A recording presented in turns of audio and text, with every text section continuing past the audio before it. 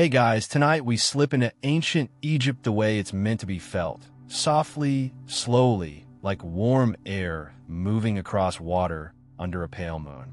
You're standing near the riverbank where a lantern light trembles on the Nile, and every little sound seems cleaner out here.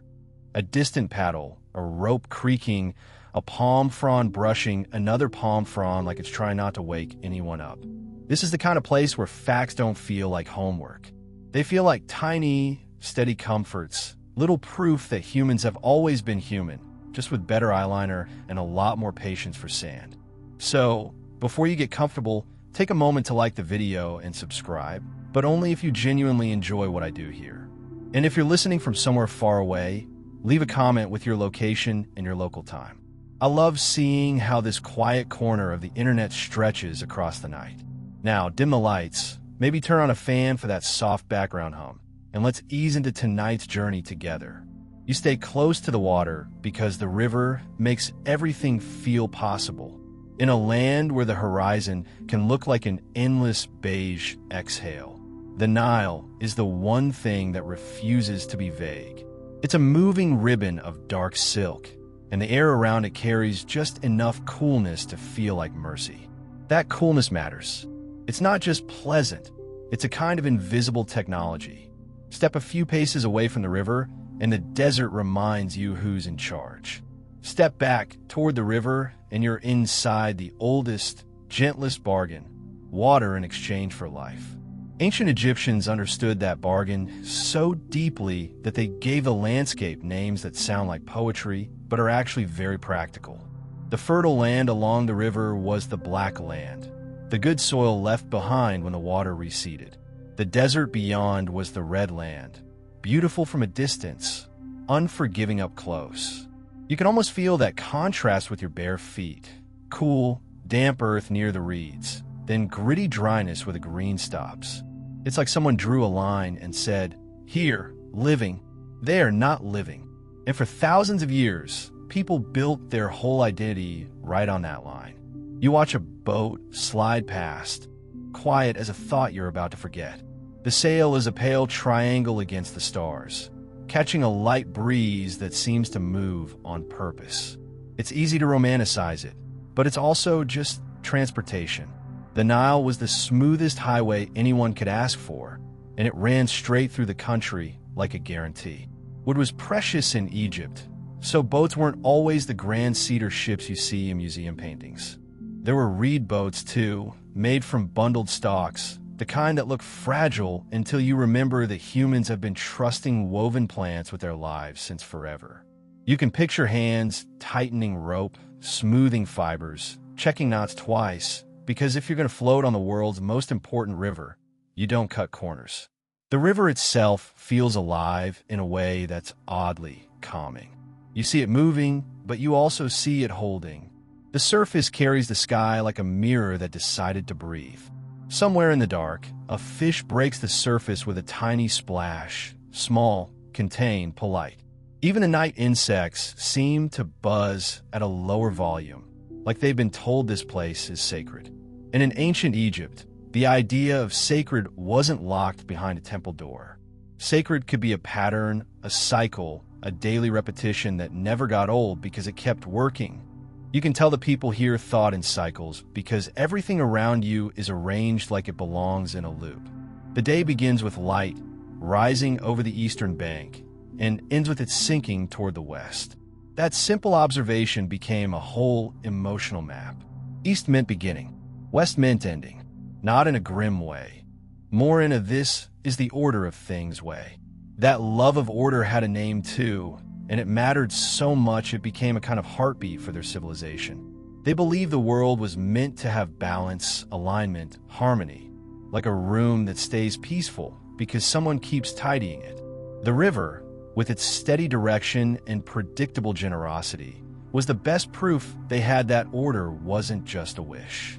Stand here long enough, and you start to sense why Egypt feels so enormous in the imagination. It's not only the monuments. It's the feeling of an entire civilization leaning into a single environment and learning its language. The Nile didn't merely provide water. It provided schedule. It provided the soil. It provided fish and birds and reeds and a corridor for travel. It even provided a sense of scale, because when you live along a river that long, you start to think long thoughts. Generations become normal. 1,000 years becomes a unit you can almost hold. You glance inland and see the silhouette of buildings, low, blocky forms that don't try to compete with the sky. Most people didn't live in stone temples or palaces. They lived in mud brick homes, practical and cool inside, built from the same earth that fed their crops. Mud brick doesn't sound glamorous, but it's one of those materials that makes you respect ancient common sense. It's available. It's insulating. It's easy to repair. It's the kind of architecture that understands weather without needing a lecture about it. And because mud brick doesn't last the way stone does, the famous Egypt you hear about, pyramids and temples, can trick you into thinking everyone lived among forever things. The truth is gentler. Most people lived in normal houses, in normal neighborhoods, where the biggest daily drama was probably someone's goat wandering into the wrong courtyard. And yet, even in those ordinary spaces, the world felt threaded with meaning. If you could drift above the river like a lazy bird, you'd see the green strip of life hugging the Nile, then the desert opening out like an ocean of sand. That sharp boundary made everything feel intentional. It's one reason Egypt's symbols are so clean and bold. Lotus and papyrus, falcons and cobras, crowns and scepters, sun discs and stars.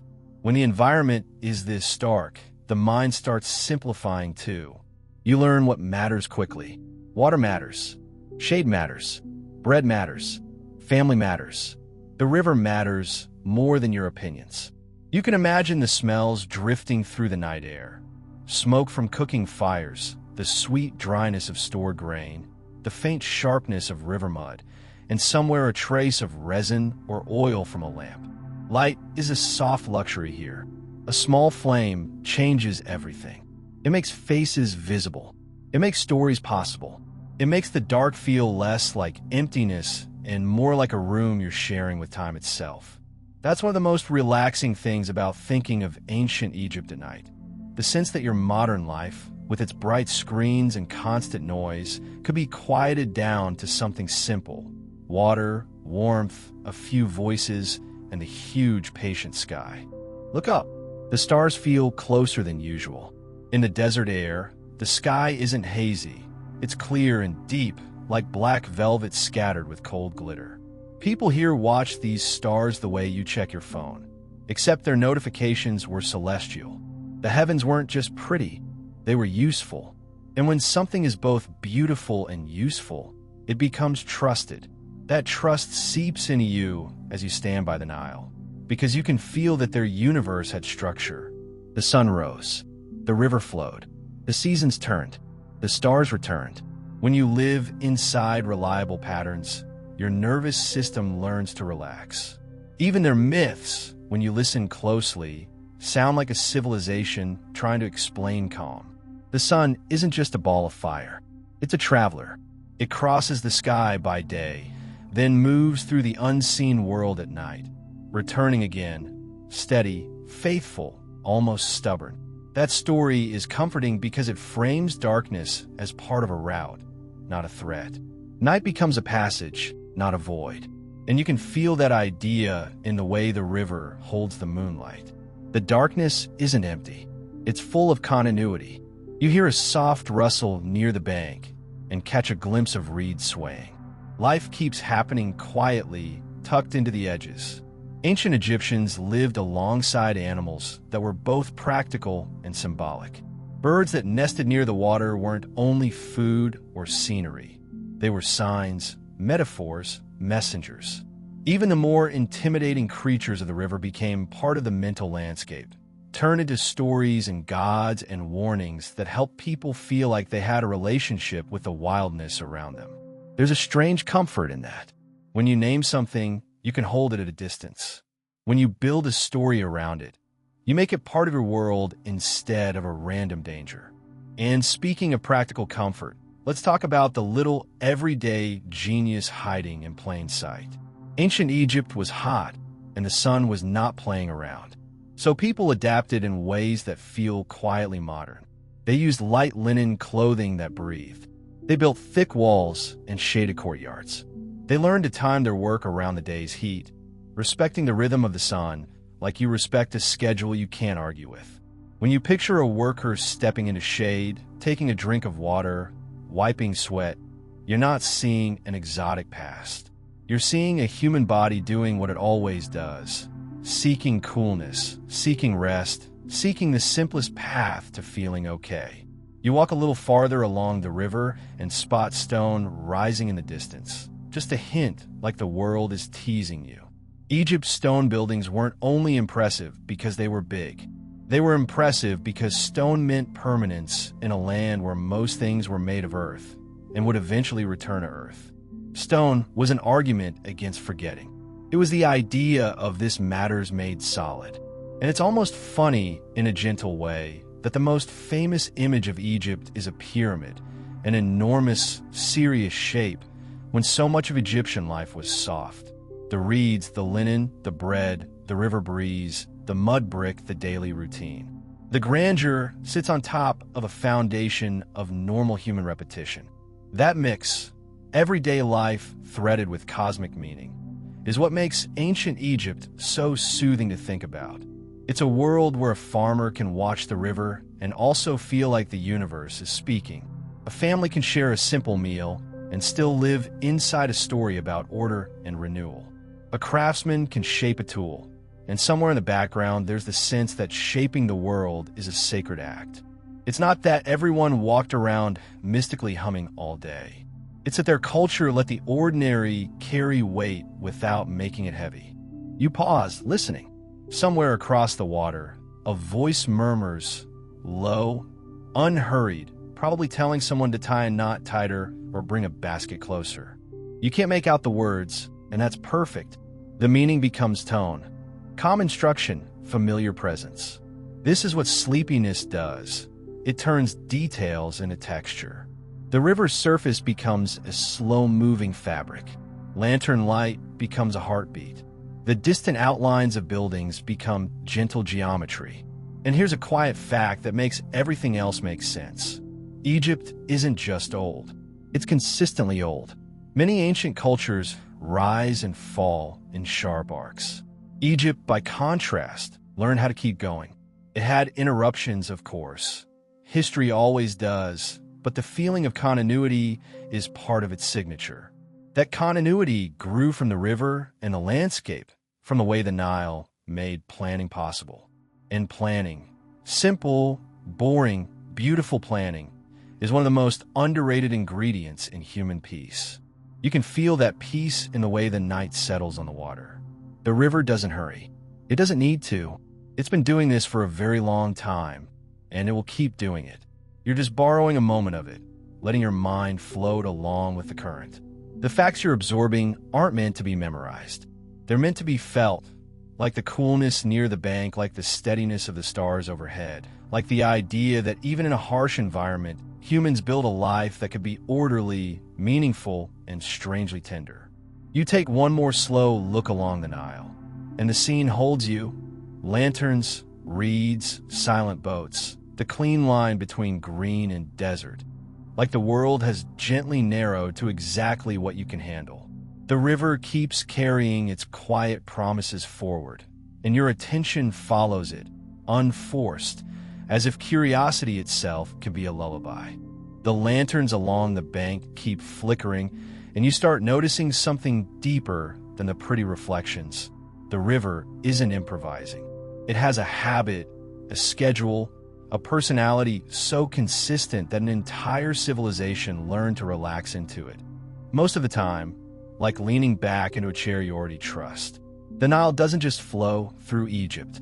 It runs through the calendar, the taxes, the stories, and the private, stubborn hope that tomorrow will make sense. You listen to the water and imagine it speaking in seasons. One arrives with the flood, one with the growing, one with the harvest. 3 acts that repeat with such reliability that people could plan weddings, build temples, and argue about property lines, confident the river would eventually settle the debate by covering everything and forcing the counting to begin again. They named those seasons with a kind of clean practicality. Ake, the inundation; Parate, the emergence; Shimu, the harvest. Ake is when the Nile rises and the fields disappear underwater, turning farm plots into a single shining sheet. Parate is when the water retreats, the black land reappears, and the first green shoots poke up like the world remembering itself. Shimu is when the crops mature and the grain is gathered into bundles and promises. Ake feels gentle from a distance, moonlight on water, boats drifting where paths used to be, but it carries a quiet suspense. Too low a flood means hunger later. Too high a flood means damage and chaos. The sweet spot is everything, and the sweet spot is never guaranteed. So even in a culture obsessed with order, there's an annual moment of waiting, like the whole country holding its breath while pretending it isn't. Ake also creates a strange kind of freedom. When the fields are underwater, you can't pretend you're going to plow anyway. So labor shifts. Roads and canals get repaired, tools get mended, and crews can be called for big state jobs: quarrying stone, hauling supplies, building walls. Work that fits neatly into the season when farming pauses. Even the grandest projects begin as a practical response to the river's timetable. They measured the river the way you measure your own pulse when you want proof you're okay. At certain temples and key locations, there were nilometers, structures where the river's height could be read against steps or markings. Picture a staircase leading down toward the water, each step becoming a number, a prediction. When the water reached a particular level, it wasn't just interesting. It meant grain later or trouble later, and either way it meant decisions. And this is where ancient Egypt gets quietly funny. In your head, it's all golden masks and solemn chanting. But day to day, it also ran on paperwork. A scribe watching an nilometer is basically someone refreshing a dashboard.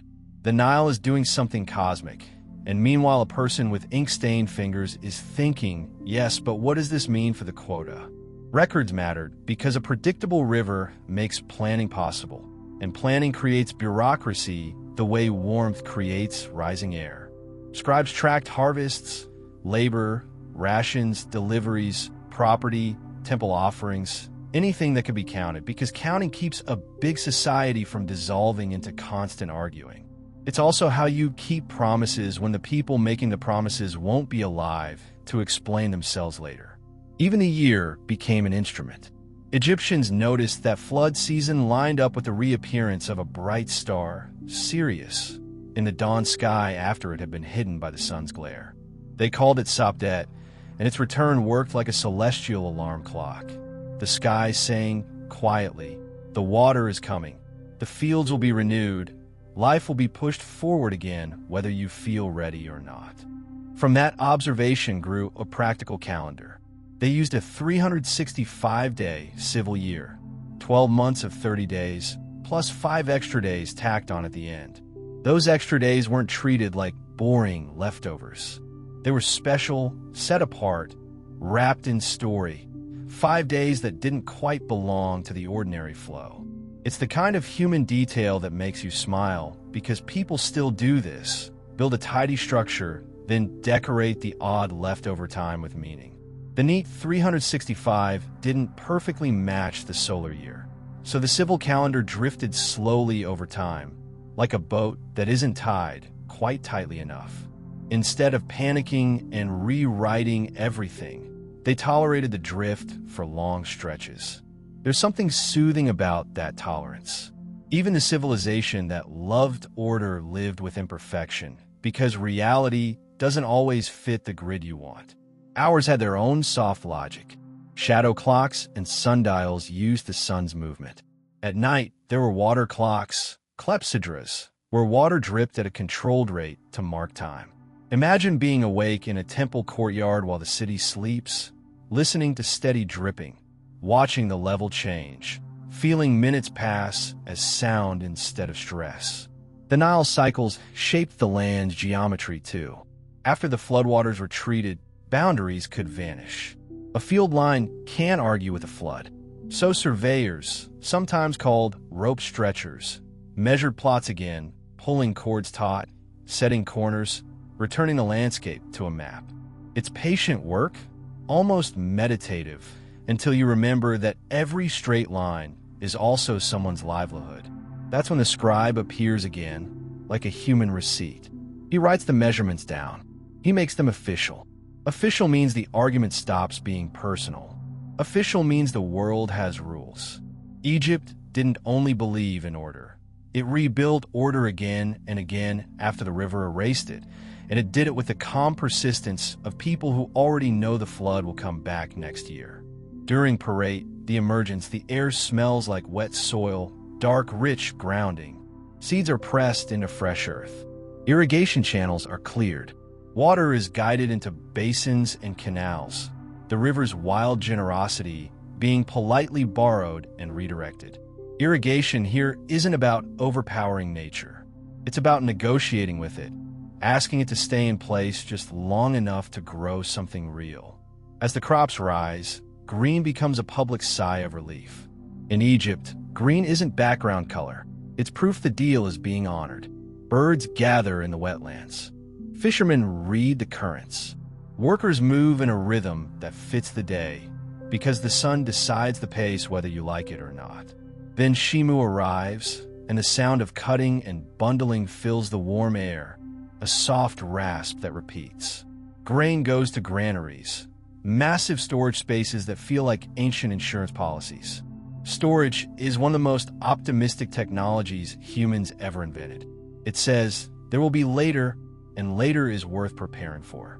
The state takes its share because that's how states stay states, and Egypt was unusually good at turning grain into stability. Taxes were often paid in kind, grain, goods, labor, and a centralized system could redistribute rations to workers and major projects.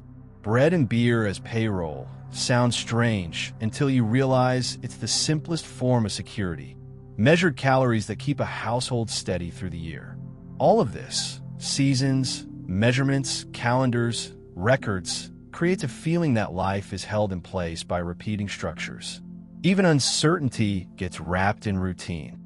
A flood might be low, but you still read the Nilometer. A boundary might be disputed, but you still stretch the rope.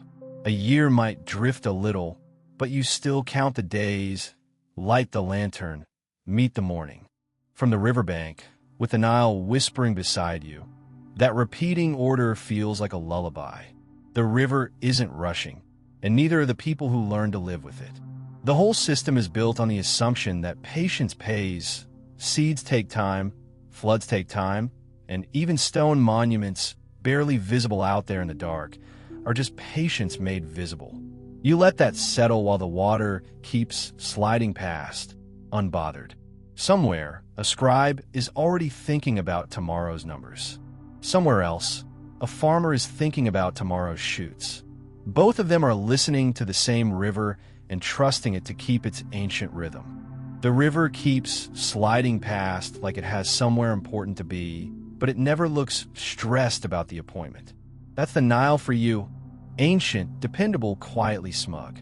And somewhere nearby, that scribe you imagined is still awake, still thinking in measurements and rations and dates, still trusting that numbers can pin reality to the ground long enough for people to live on it. You can practically see his hands in the lamplight, fingers stained dark, nails carrying tiny traces of ink the way modern hands carry phone smudges. A simple palette rests on his lap, two shallow wells for ink, one black and one red. There's a reed pen cut to a sharp point, and beside him a roll of something that looks fragile but isn't. It's the reason so much of Egypt still feels close enough to touch. Papyrus. Say it slowly, and it already sounds like paper deciding to be glamorous. It starts as a plant, tall and confident, growing in wetlands where the ground stays soft and the air smells like green. The stalks rise straight, topped by feathery crowns that sway when a night breeze shifts. To anyone who's ever built an entire civilization on a narrow strip of fertile land, a plant that grows fast and sturdy near water is basically a gift wrapped in sunlight. Papyrus was used for all kinds of practical things: boats, mats, rope, baskets, because ancient people wasted nothing, and also because plastic hadn't been invented yet, so they had to be competent. But its most famous job was turning thoughts into something portable, turning memory into an object, turning a voice into a thing you could unroll. You follow the process in your head like a slow, satisfying ritual. The stalk is cut close to the base. The outer green skin is peeled away to reveal the pale inner pith. The pith is sliced into long strips, thin and slightly damp, like plant flesh that still remembers being alive. Those strips are laid side by side, edges touching, forming a flat layer. Then another layer is laid on top, perpendicular, crossing like a simple woven grid. No fancy glue required. The plant's natural sugars and sap do the work when pressure is applied. Pressing is the quiet magic part. Weight comes down, steady and patient, squeezing water out, binding fibers together. After pressing, the sheet dries in air that smells of river and sun. The surface is smooth, polished with a stone or shell, until it's ready to accept ink without swallowing it. And when a scribe holds a finished sheet, it's not just paper. It's control time. It's the ability to freeze a moment and move elsewhere. Sheets could be joined end to end into scrolls, because humans have always loved making something longer than it needs to be.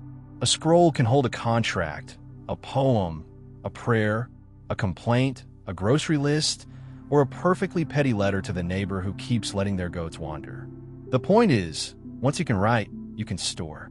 Once you can store, you can build systems. Once you can build systems, you can build Egypt.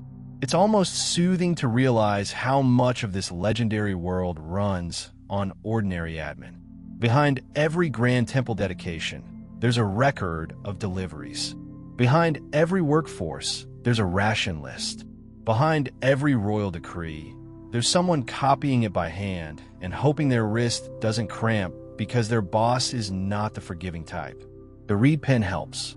It's cut from a stem, often the same kind of wetlands plant world papyrus comes from, trimmed into a nib. Scribes chewed the tip to fray it slightly, making it brush-like, better for flowing lines. Ink isn't some mystical potion either. Black ink could be made from soot mixed with water in a binder like gum.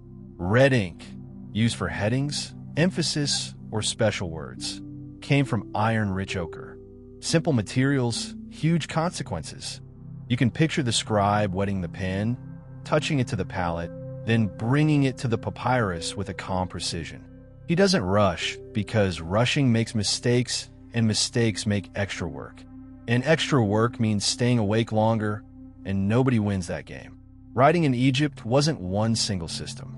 That's part of the fun. The fancy, famous hieroglyphs, the picture signs carved into stone, were only one mode of expression. Those were for display, for permanence, for the kind of message meant to survive weather and time. For everyday writing, scribes used more practical scripts, hieratic, a cursive form of hieroglyphs, and later demotic, even more streamlined. Think of it like the difference between carving your name into a mountain and texting it to a friend. Both are communication. One is just dramatically extra. And yes, hieroglyphs can look like a playful art project. Birds, eyes, hands, snakes, but they were a real writing system with real grammar. Some signs represented sounds, some represented whole words, and some acted like little clarifiers to steer meaning. The Egyptians basically invented a way to make reading less annoying by adding hints. Imagine writing duck and then adding a tiny picture of a duck to confirm you meant the animal and not, say, a person avoiding responsibility. It's considerate. It's also slightly hilarious. Scribes trained for years to handle this complexity. Becoming a scribe wasn't a casual hobby. It was a career path with benefits, like not lifting heavy stone in the sun. Their education involved copying texts again and again until the shapes lived in muscle memory.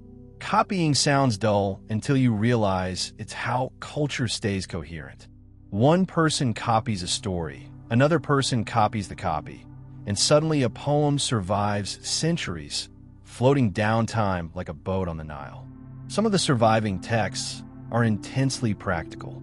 You find accounts of grain, lists of supplies, notes about workers, inventories of temple offerings. The administrative mind is eternal. Humans love a good list. Lists make the world feel smaller. And in a landscape where the desert can swallow your sense of scale, making the world smaller is a comfort.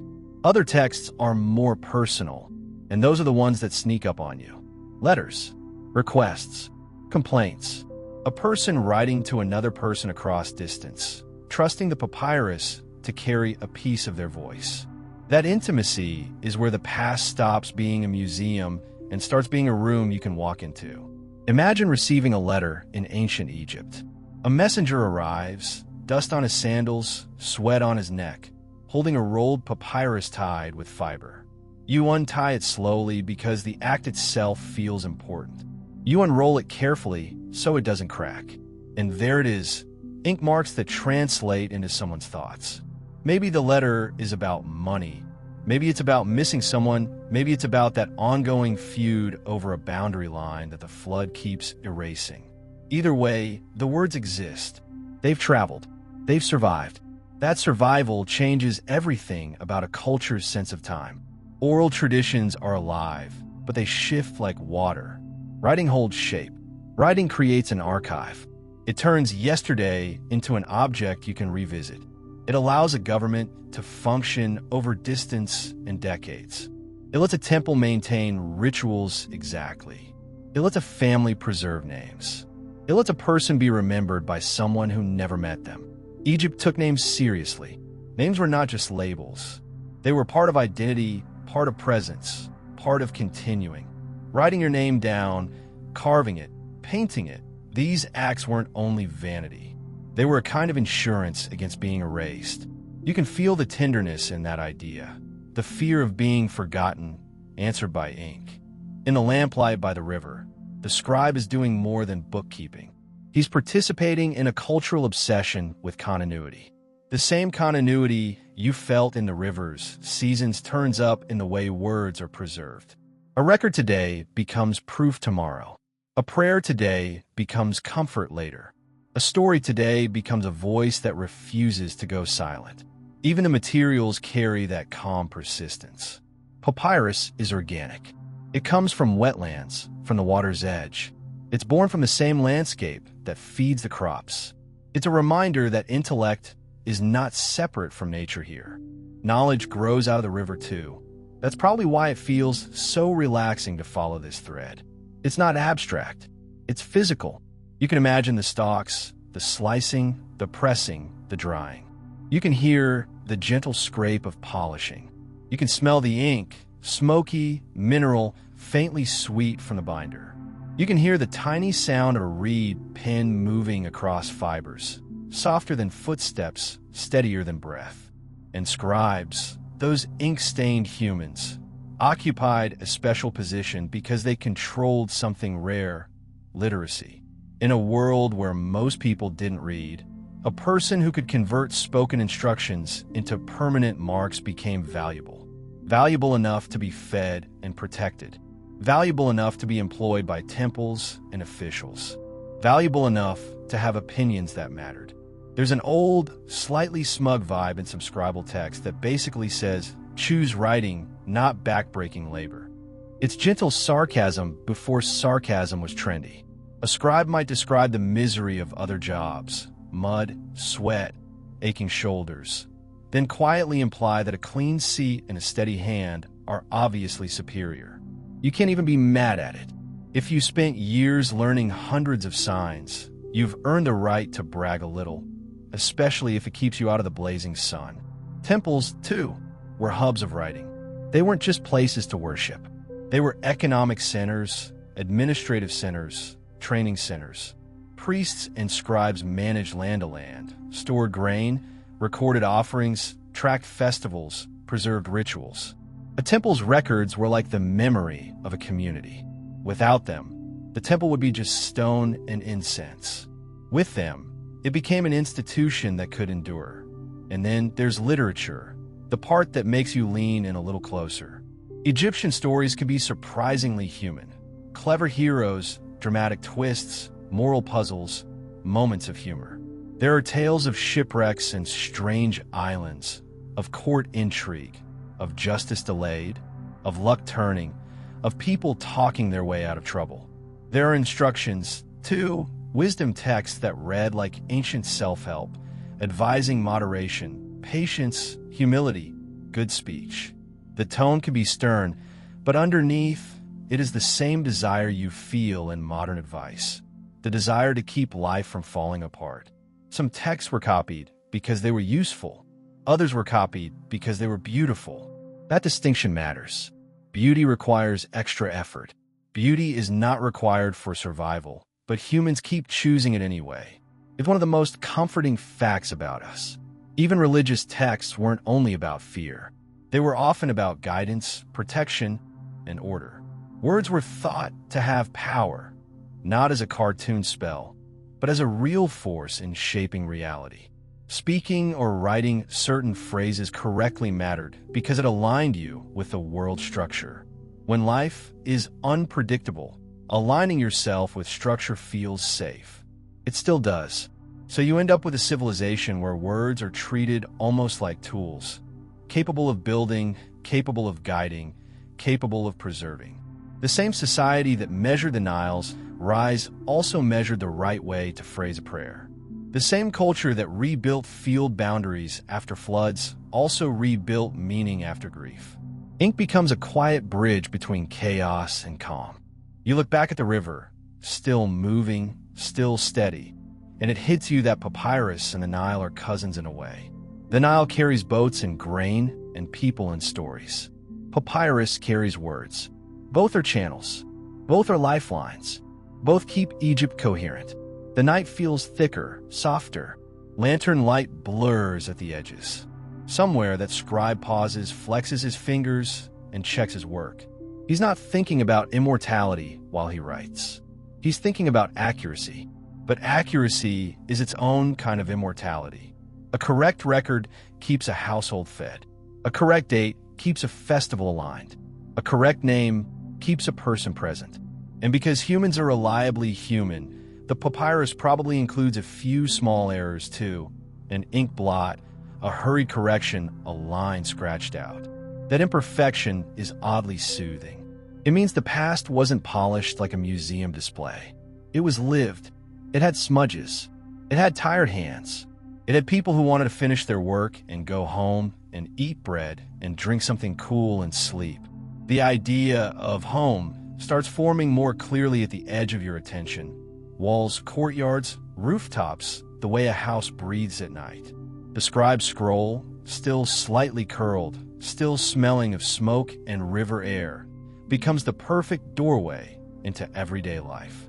Home becomes less like a concept and more like a temperature. You feel it before you see it. The way the air changes when you step off the open bank and into a lane where walls gather the night. The river breeze still reaches you, but it arrives filtered, softened, guided through gaps like someone trained it to behave. Mud brick silhouettes rise on either side, low and steady, the sort of architecture that doesn't try to impress the sky because it has more urgent priorities like keeping you alive and not roasting you like a date left on a rooftop.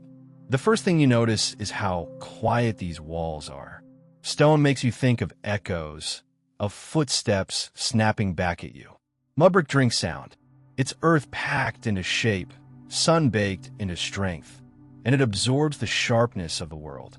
You brush your fingers along it and feel a surface that's slightly rough, slightly cool, like the house is still holding on to the river's memory.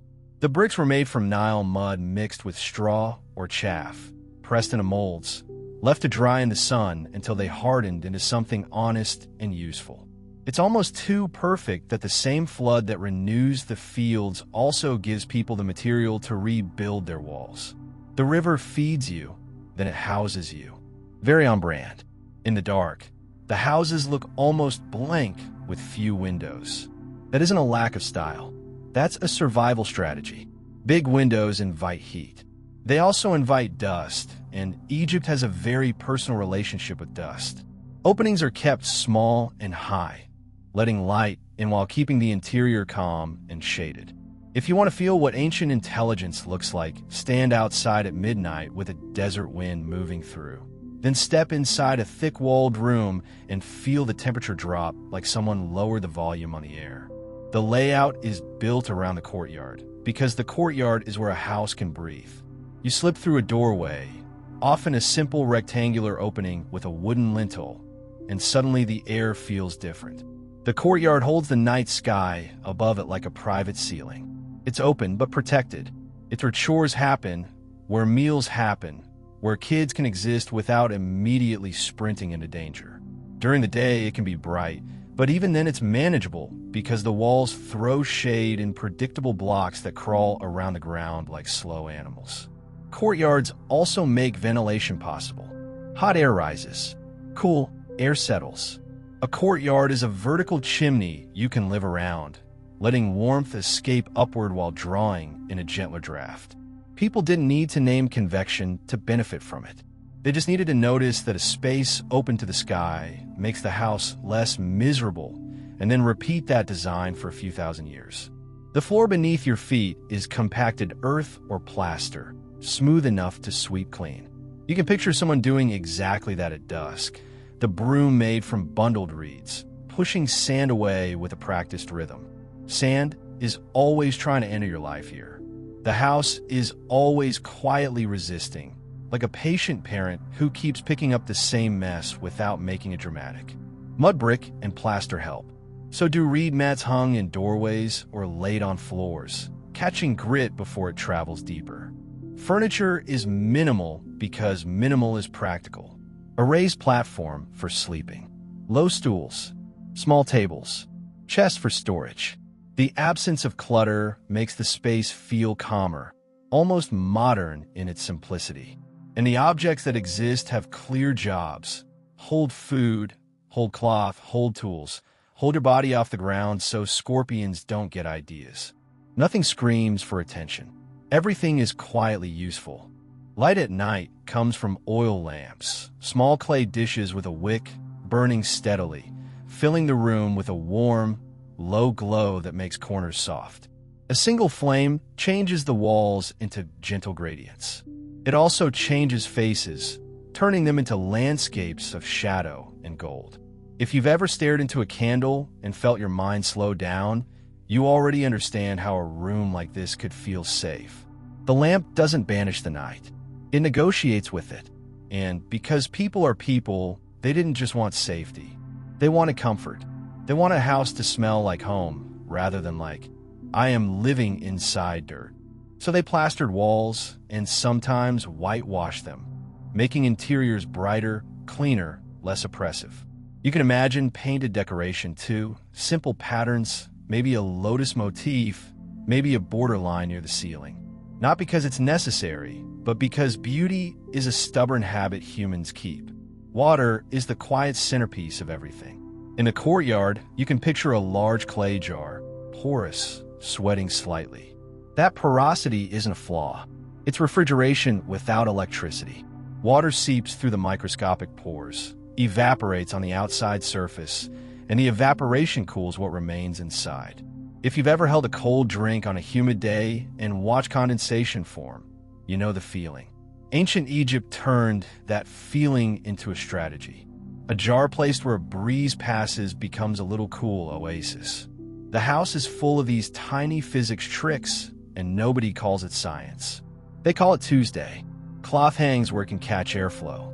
Linen is everywhere, light, breathable, woven from flax. It moves with the smallest draft, making the room feel alive without being busy. Linen also carries that crisp, clean texture that feels good against skin after a hot day. When the sun goes down, the body wants softness. The house knows this. Cooking happens in ways that make the whole place smell like grain and warmth. You can hear the grindstone, someone turning it slowly, crushing grain into flour with a sound that's both soothing and relentless. That's the soundtrack of survival, a steady friction that becomes background noise because it has to. Dough is mixed, shaped, baked. Bread is a side dish here. It's the center of the table and the center of the economy. You can picture conical molds, clay ovens, the glow of coals. and the smell, warm, earthy, comforting, spills into the courtyard and then into the lane, mixing with night air until the whole neighborhood feels like it's exhaling together. Smoke rises and finds its way out through openings, and you can tell where cooking happens because the walls nearby are darkened a little, a record of meals. That kind of record is more intimate than any inscription. It's proof of repetition. Breakfast, lunch, dinner, years, decades, generations. Walls becoming memory. There's a staircase tucked into a corner, leading to the roof. The roof matters more than you might assume. In summer, sleeping on the rooftop is the smartest luxury available. The roof catches every scrap of breeze, and the heat trapped in the walls below releases slowly through the night like the house is sighing. Up there, people can lie on mats, look at the stars, and let the air cool them until sleep feels inevitable. The roof becomes a bedroom that belongs to the sky. You can imagine the social layer too. Rooftops are private, but they're also connected. If houses are close together, roofs become a quiet network of neighbors. Voices carried softly, laughter kept low, someone calling across, someone answering. Not loud, not chaotic, just the gentle human need to know others are nearby. In the distance, the Nile keeps moving, but here the neighborhood has its own flow. Small sounds, small lights, small rituals. The doorway has a threshold, and thresholds are never just physical. In a place where order matters, boundaries matter. The doorway separates public from private, street from family, heat from shade. A simple wooden door can be the difference between a calm interior and a sandstorm's personal invitation. Doors might be secured with bolts or simple locks, sometimes sealed with clay and a mark so you know if someone tried to sneak in. It's the ancient version of "I saw you touch my stuff," except written in mud. Inside, the household holds its own rhythm. Morning light slants through small openings. Midday heat presses outside like a heavy hand. Afternoon, shadows lengthen. Evening cool arrives like forgiveness. The architecture isn't fighting the environment, it's choreographing it. Thick walls store coolness the way a jar stores water. Small windows control light. Courtyards manage air. Roofs offer escape. It's a whole system built from observation, not theory. And it's easy to forget when you look at giant temples that most people's lives were shaped by spaces like this. The grandeur of Egypt rests on households that functioned, on mothers managing food, on fathers repairing tools, on children learning where to step, where to sit, how to behave near water, on grandparents telling stories in courtyards while lamps flickered and the night insects kept their soft percussion. The house is also where small sacredness lives. Not the towering sacredness of temple pylons and processions, but the kind that sits in a niche tucked into a corner. A small figurine, a simple offering, a gesture of respect toward forces you can't control. Because when your world depends on floods and harvests, you learn to speak politely to the universe. You don't need constant drama to feel spiritual. Sometimes it's enough to pour a little water, light a lamp, and say without saying, "Please keep the order going." Even the way people cared for their bodies fits this domestic calm. Washing happens in bowls or near the river, using simple tools and routine. Cleanliness isn't only vanity, it's comfort and health. Hair is kept neat, sometimes shaved, sometimes braided. Clothing is washed and dried. The house doesn't just shelter you, it resets you, day after day, back into a state where you can face the sun again. You step back into the lane and notice the way the neighborhood is shaped by walking. Paths are narrow because shade matters. Buildings cluster because walls cast shadow for each other. The geometry of the village is basically one long argument against heat. Even the sound of your footsteps feels softer here. Mud brick absorbs. Sand cushions. The world doesn't echo, it hushes. Somewhere nearby, a donkey shifts its weight. A dog moves through shadow. A cat sits like it owns the entire street, because it probably believes it does. The domestic world isn't silent. It's quietly alive. And it's layered with smells: bread, smoke, damp clay, linen, maybe a faint trace of oil on skin.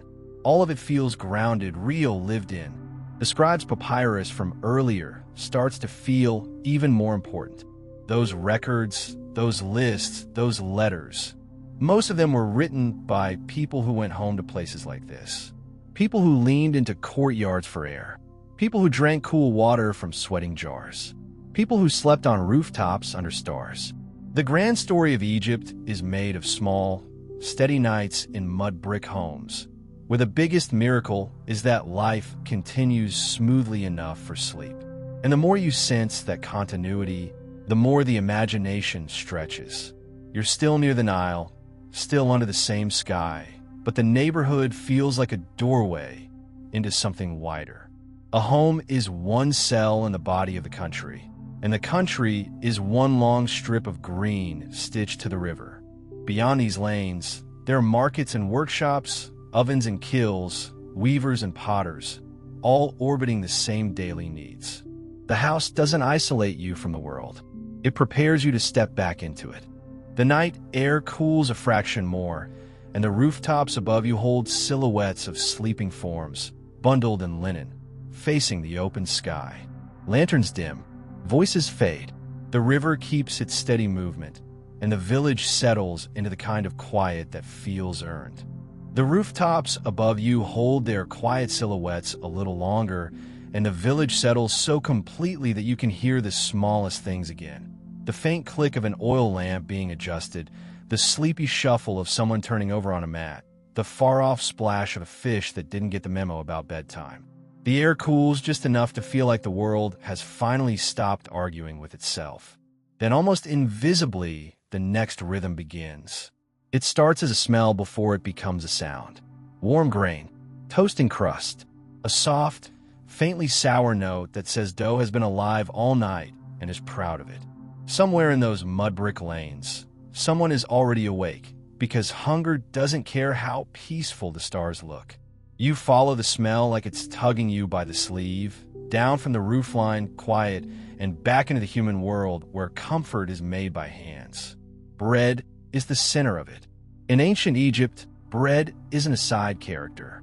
It's the main plot. It's what people eat, what people pay with, what people complain about when it's bad, and what they quietly thank the universe for when it's good. You can feel that in the way the village wakes. Not with alarms, not with panic, but with the steady certainty that bread has to happen again today. The grain itself carries the Nile in it. Emmer wheat and barley, sturdy crops that fit the climate and the soil, become the base of daily life. You picture sacks of grain stored in those neat, optimistic granaries you imagined earlier, the ones that turn harvest into security. A household might keep its own supply, but bigger stores, temple stores, state stores, exist too, because Egypt loved organization the way cats love ignoring you. Grain is counted, recorded, redistributed. The scribe's ink from earlier suddenly feels less abstract. He's tracking calories. He's tracking calm. The grindstone begins its slow music. It's 2 stones, one flat, one handheld, and the motion is repetitive enough to make the mind go blank in that oddly soothing way. Grain becomes flour, but it's not the powdery flour you're picturing from a modern kitchen. It's coarser. It carries tiny bits of grit because stone is stubborn and eventually shares itself with your food. Ancient Egyptians didn't romanticize that. They just lived with it because food is food, and you don't get to be picky when your entire country is basically a long green strip surrounded by try again later. Dough comes together with water, maybe a bit of leftover starter from the previous batch, because fermentation is one of those quiet miracles humans discovered and then refused to let go of.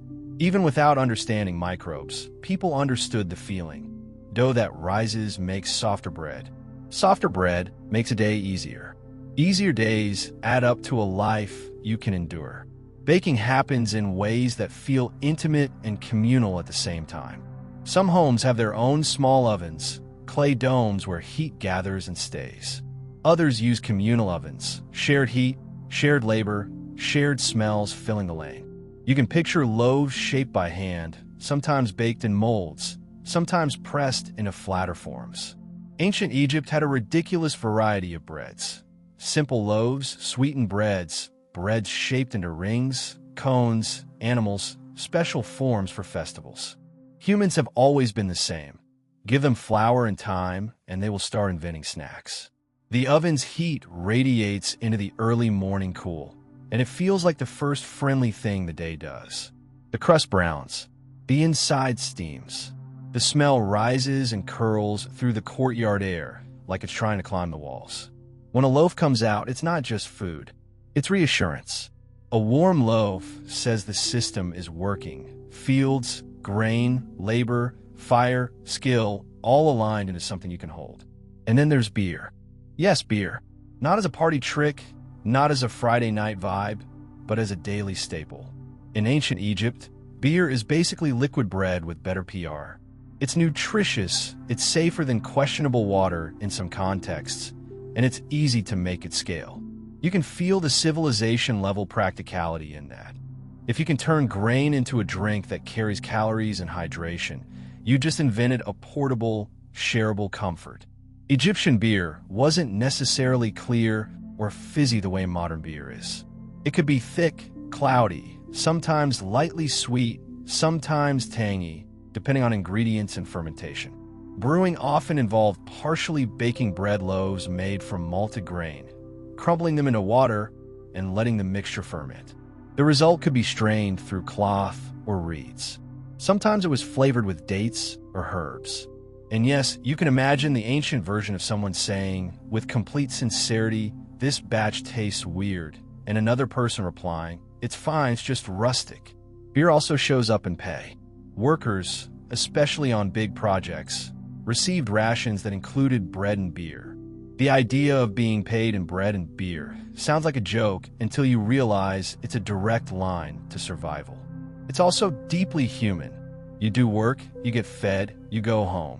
A society that can reliably feed its workers can build astonishing things without constant collapse. You don't need a motivational poster when your paycheck is literally dinner. As the sun begins to lighten the edge of the sky, the village spills outward toward the market. Markets in Egypt aren't one single place that's always the same. They're more like a pulse, stalls and gatherings that form where people meet, where goods arrive, where water and shade are available. The market is a social space disguised as commerce. It's where news travels, where gossip gets traded more aggressively than onions, where you can feel the whole community breathing in one place. You step into it like stepping into a soft, busy dream. The soundscape is gentle but alive. Low voices, woven baskets bumping against knees, a donkey snorting because it's offended by everything. The smell is layered. Bread still warm, beer faintly yeasty, fish sharp and salty, herbs bright and green, dates rich and sticky. People move with the confidence of routine. Nobody is performing ancient life. They're just trying to get what they need before the heat ramps up and the sun starts acting like it owns the place. A vendor spreads out vegetables, maybe onions and garlic, staples with a bite strong enough to make you feel awake even if you didn't want to be. You see cucumbers, lettuce, maybe beans. You see bundles of herbs tied with fiber. You see baskets of figs and dates that look like little concentrated suns. Honey glows in a jar like captured light. Oil sits in another jar, thicker, calm, important. Somewhere nearby, someone sells fish pulled from the Nile, laid out on a reed mat. Eyes glassy, scales catching the first sunlight like tiny mirrors. And because Egypt is Egypt, even the market has structure. People trade by barter, but not in a chaotic, "I'll give you a chicken for your hat" way. Unless you're into that, no judgment. There were units of value, like the deben, used to measure worth in terms of weight, even if the exchange wasn't always in metal. Copper, silver, grain, cloth. Value could be expressed and compared. Weights mattered. Measures mattered. If you've ever watched someone argue about a scale at a modern market, you already understand the vibe. Humans have been saying that's not the right weight since the dawn of time. Scribes show up here too, sometimes indirectly. Temple and estate administrators record deliveries and purchases. A large household might send a servant with instructions, And those instructions might be written on a scrap of papyrus or ostrakhan. A piece of pottery used like a notepad, because why waste good papyrus on by onions? Writing trickles into daily life the way water trickles into irrigation channels. Not everywhere, but in the places that keep the system running. You catch a glimpse of cloth, linen folded, stacked, pale, and clean-looking even in the dust. Linen isn't just clothing. It's a trade good, a marker of quality, a household necessity. You see pottery too, bowls, jars, cups, each one shaped by hands that have done the same motion 1,000 times. You see simple jewelry, beads, maybe a small amulet. People buy objects not only for function, but for the quiet feeling of being protected, of being aligned, of being seen by the universe in a favorable mood. The market is also where you feel ancient Egypt's version of comfort food culture. Bread isn't only baked for home. There are breads made for quick eating, for sharing, for carrying. Sweet cakes appear too, made with dates or honey, because even 4,000 years ago, someone woke up and said, "Life is hard. Sugar would help." And honestly, they were right. Beer gets poured into cups, shared among friends, offered to workers, given as part of rations, used in festivals. It's social glue. It's also a soft blur on the edges of a hard day. Not a wild blur, more like the gentle smoothing of stress, the way warm light smooths shadows. You notice how the market manages heat the way houses manage heat, through timing and shade. The busiest hours come early or later. Cloth awnings stretch overhead. Stalls cluster near walls where shade gathers. People choose paths that keep them out of direct sun. Even commerce is choreographed around the environment. There's a calm intelligence in that. The sun is always the boss. Everyone else is negotiating. And amid all this, the river is still present. Goods move by boat. Fish come from the water. Papyrus grows near the water. Grain grows because of the water. Beer exists because of the grain. Bread exists because of the grain. Everything loops back to that dark ribbon you stood beside in the lantern light. The market doesn't feel separate from the Nile. It feels like the Nile wearing human hands. The whole scene has a kind of magnificence that doesn't need marble. It's magnificence built from repetition. Bake, brew, trade, carry, share, count, laugh, argue, repeat. This is the engine behind the monuments. Before anyone stacks stones into pyramids, someone grinds grain. Someone bakes loaves. Someone measures rations. Someone drinks beer under shade and says, in a tone that's half joke and half prophecy, "We'll be doing this forever." You move through the market as if you belong there, and in a way you do, because what you're watching isn't exotic. It's the familiar human art of making life tolerable and even pleasant. Warm bread in the hand. Cool water from a jar that sweats for you. A cup of beer that tastes like grain in time. A basket of dates that feels like sweetness earned. The little comforts that keep a civilization steady enough to dream in stone. The morning brightens, the market hum deepens, and the smell of bread stays with you like a promise. Somewhere, someone will carry a loaf back to a courtyard, tear it open, and share it. Somewhere else, a worker will take his ration and feel, for a moment, that the world is ordered enough to be trusted. And that feeling, quiet, practical, delicious, settles into you as you keep walking. The market smell clings to you for a while. Warm bread, sweet dates, that yeasty whisper of beer, until it blends into something softer as you slip back through the lanes toward the courtyards. The noise thins. Voices become murmurs again. Baskets stop bumping your knees. A donkey's complaints fade behind a wall. And in the quiet that returns, you notice another kind of trade happening. One that isn't about feeding the stomach so much as settling the skin, calming the senses, and making the body feel like it belongs inside itself. A small jar catches the light in someone's hand, stone or clay, maybe alabaster if the household can afford that clean, milky glow. The lid comes off with a tiny twist, and the air changes. Not dramatically, not like a modern perfume counter trying to overwhelm you into buying something named after a vague emotion. but enough to notice. Warm resin, sweet flower, a hint of smoke. It's the smell of comfort in a hot land, the smell of someone saying without words, "I would like to feel good today." Ancient Egypt had a serious relationship with fragrance, not just because it's pleasant, but because scent is one of the easiest ways to steer mood. You breathe something sweet and your shoulders drop. You catch a note of myrrh or frankincense and your mind gets that slow, ceremonial feeling, like you've stepped into a space where time behaves. The Egyptians leaned into that power hard and honestly fair. If you can't control the sun, at least you can control whether you smell like a tired animal by noon. Oils were everywhere. If you want a simple, calming image of daily life here, picture a person in a courtyard at first light, smoothing oil onto arms and shoulders. The skin drinks it up because the air is dry and dust is relentless. The oil isn't only luxury, it's protection. It seals in moisture, softens the sting of wind, makes the body feel less like it's being sanded down by the environment. Sometimes the oil is plain, sometimes it's scented, sometimes it's mixed into an ointment with herbs. The gestures are slow because they can be. The day hasn't gotten loud yet. You can almost feel the texture, warm between the palms, then cool as it spreads, leaving a sheen that catches the sun just enough to make skin look alive. The effect is practical and psychological at once. When your skin feels cared for, your mind settles. This is ancient self-care without the branding. And then there's the eye makeup. Kohl, so iconic that it's basically the first thing people picture when they hear Egypt, right after pyramids and someone dramatically holding a staff. You see it up close now, not as costume, but as routine. A small pot, a little stick or applicator, powder that looks dark and soft, sometimes made from minerals like galena.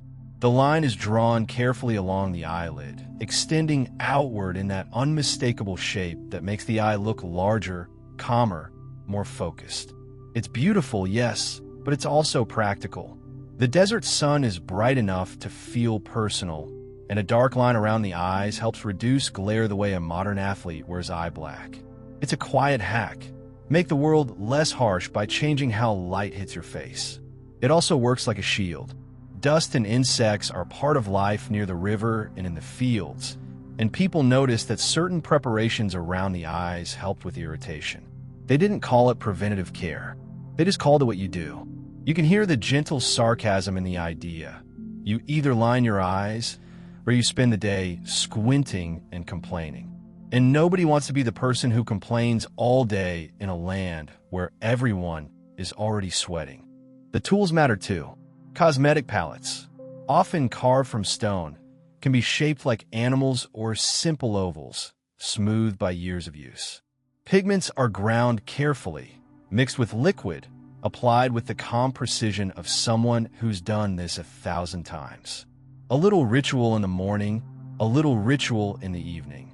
The kind of routine that makes time feel organized, even if everything else is unpredictable. You catch your own reflection for a moment, not in glass, but in polished bronze.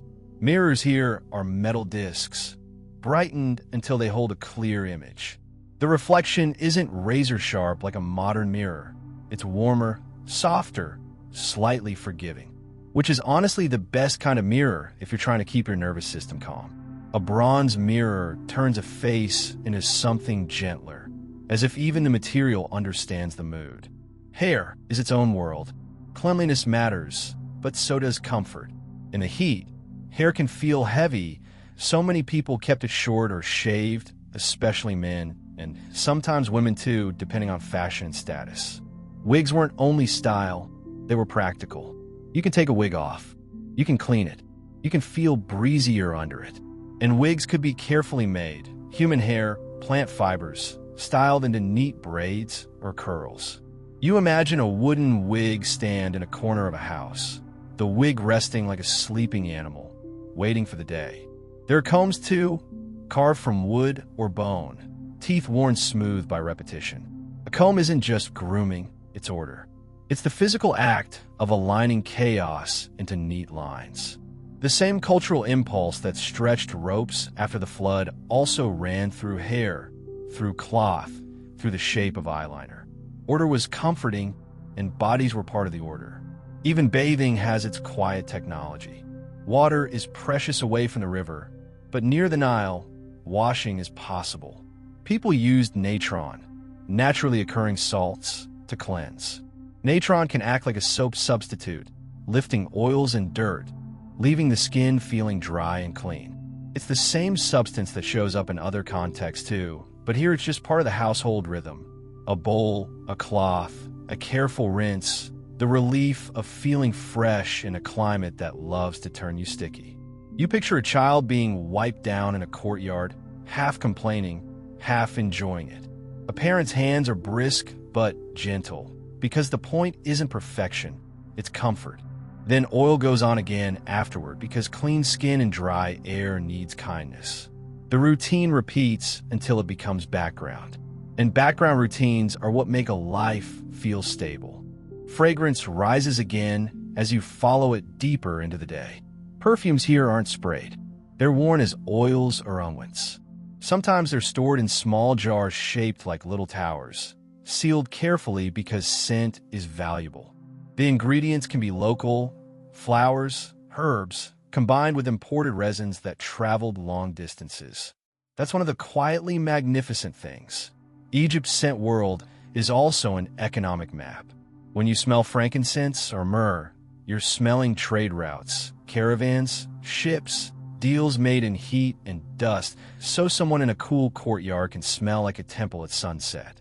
Temples, by the way, smelled incredible. Not in a heavy, choking way, but in layered, deliberate waves. Incense was burned not only for the gods, but for the atmosphere. The Egyptians understood something that modern people pretend to forget. Environment affects mind. If you fill a space with calming scent and soft light and slow ritual, you make people slower, quieter, more receptive. You can feel that even in a home, in the way a small lamp and a drop of perfume can turn a cramped room into a refuge. There's also a social side to all this. Banquets weren't constant, but gatherings happened. And when they did, self-care became presentation, still calm, still ritualized. You can picture a room with music low in the background, people reclining, sharing food and drink, and someone bringing out a small cone of perfumed fat or wax set on the head. It sounds strange until you visualize it. The cone slowly warms, releasing fragrance as it melts, letting scent drift through hair and onto skin. It's like wearing a slow-moving incense burner, except chic. If that feels extra, it's because humans have always been extra when given the chance. And it's not all sweetness. There are practical, protective recipes too. Ointments for sun, mixtures to keep insects away, balms to soothe cracked skin. Some ingredients are familiar: honey, oils, herbs, and some are the kind of thing that makes you grateful for modern product testing. You'll hear about odd components like crocodile dung in certain old remedies.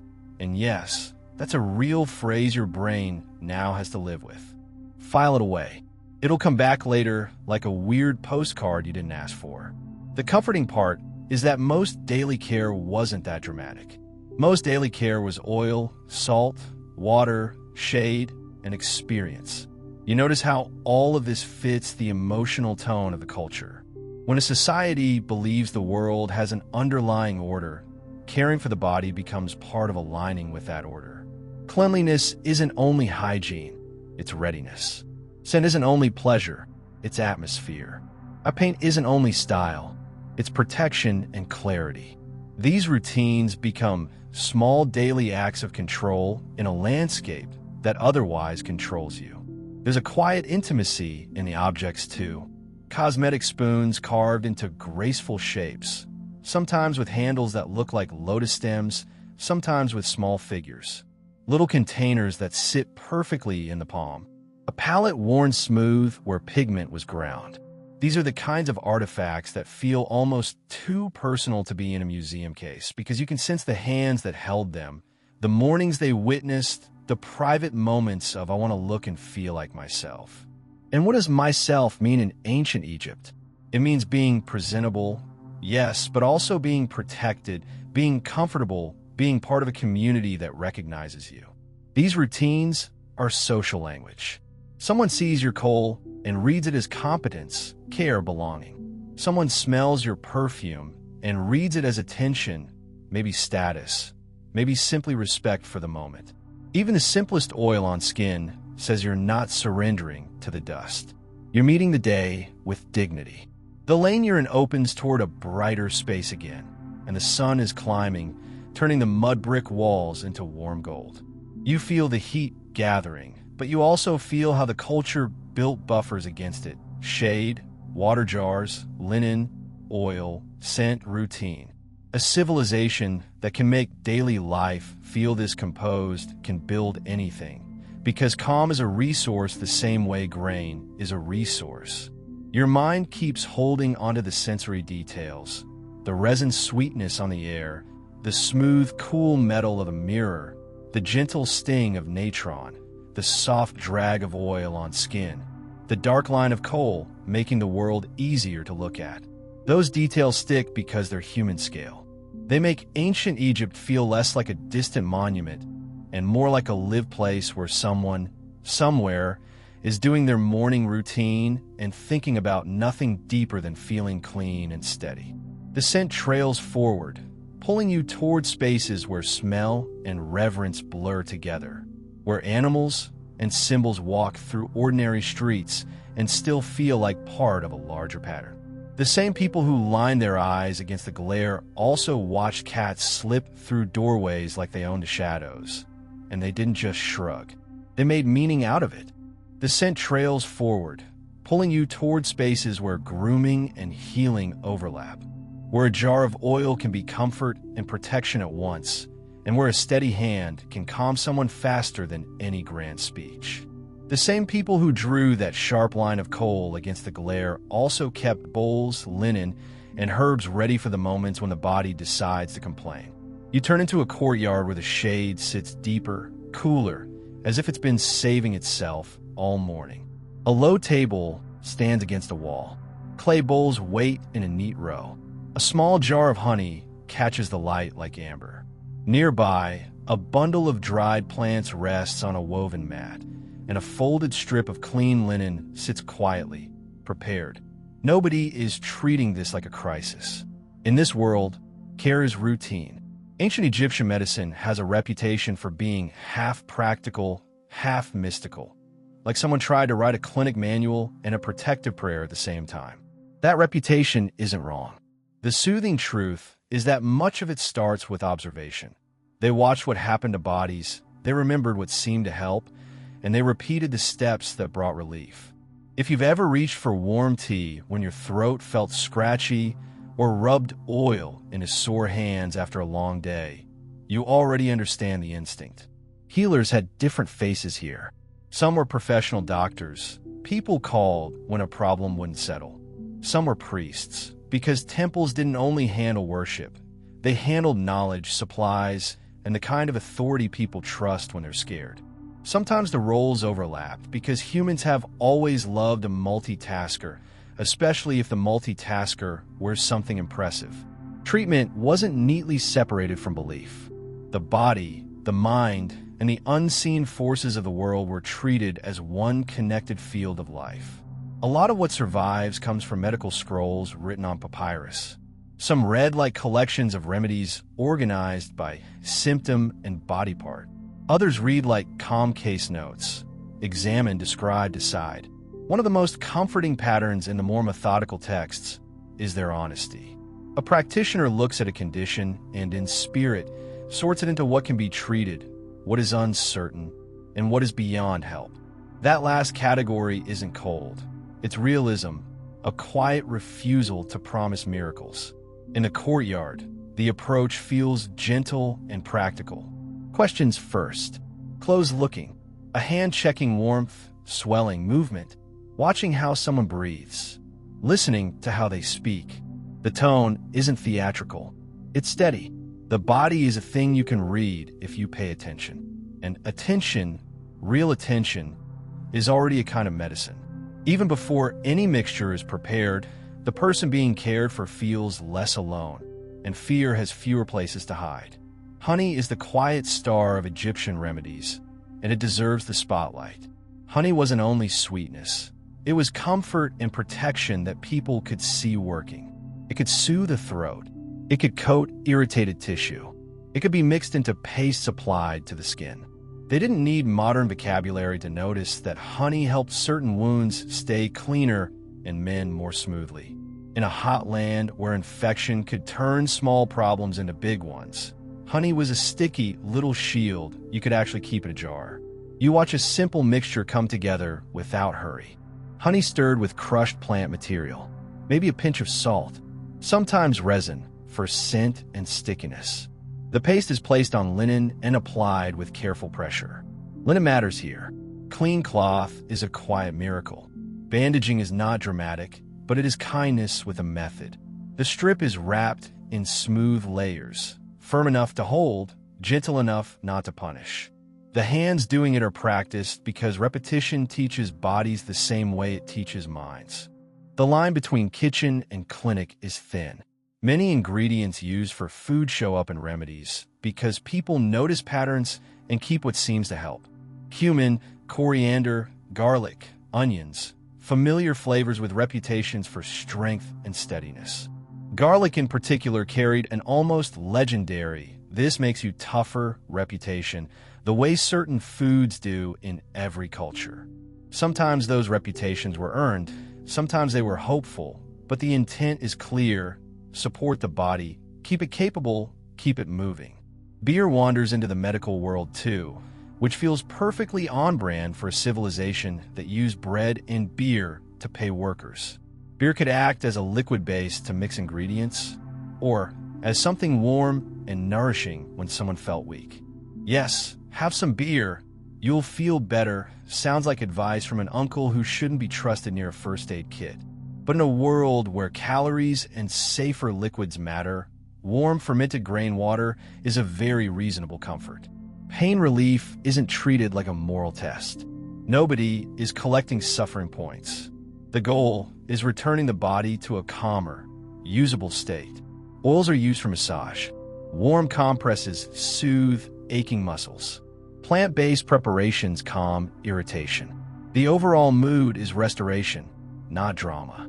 Egypt's obsession with order shows up again.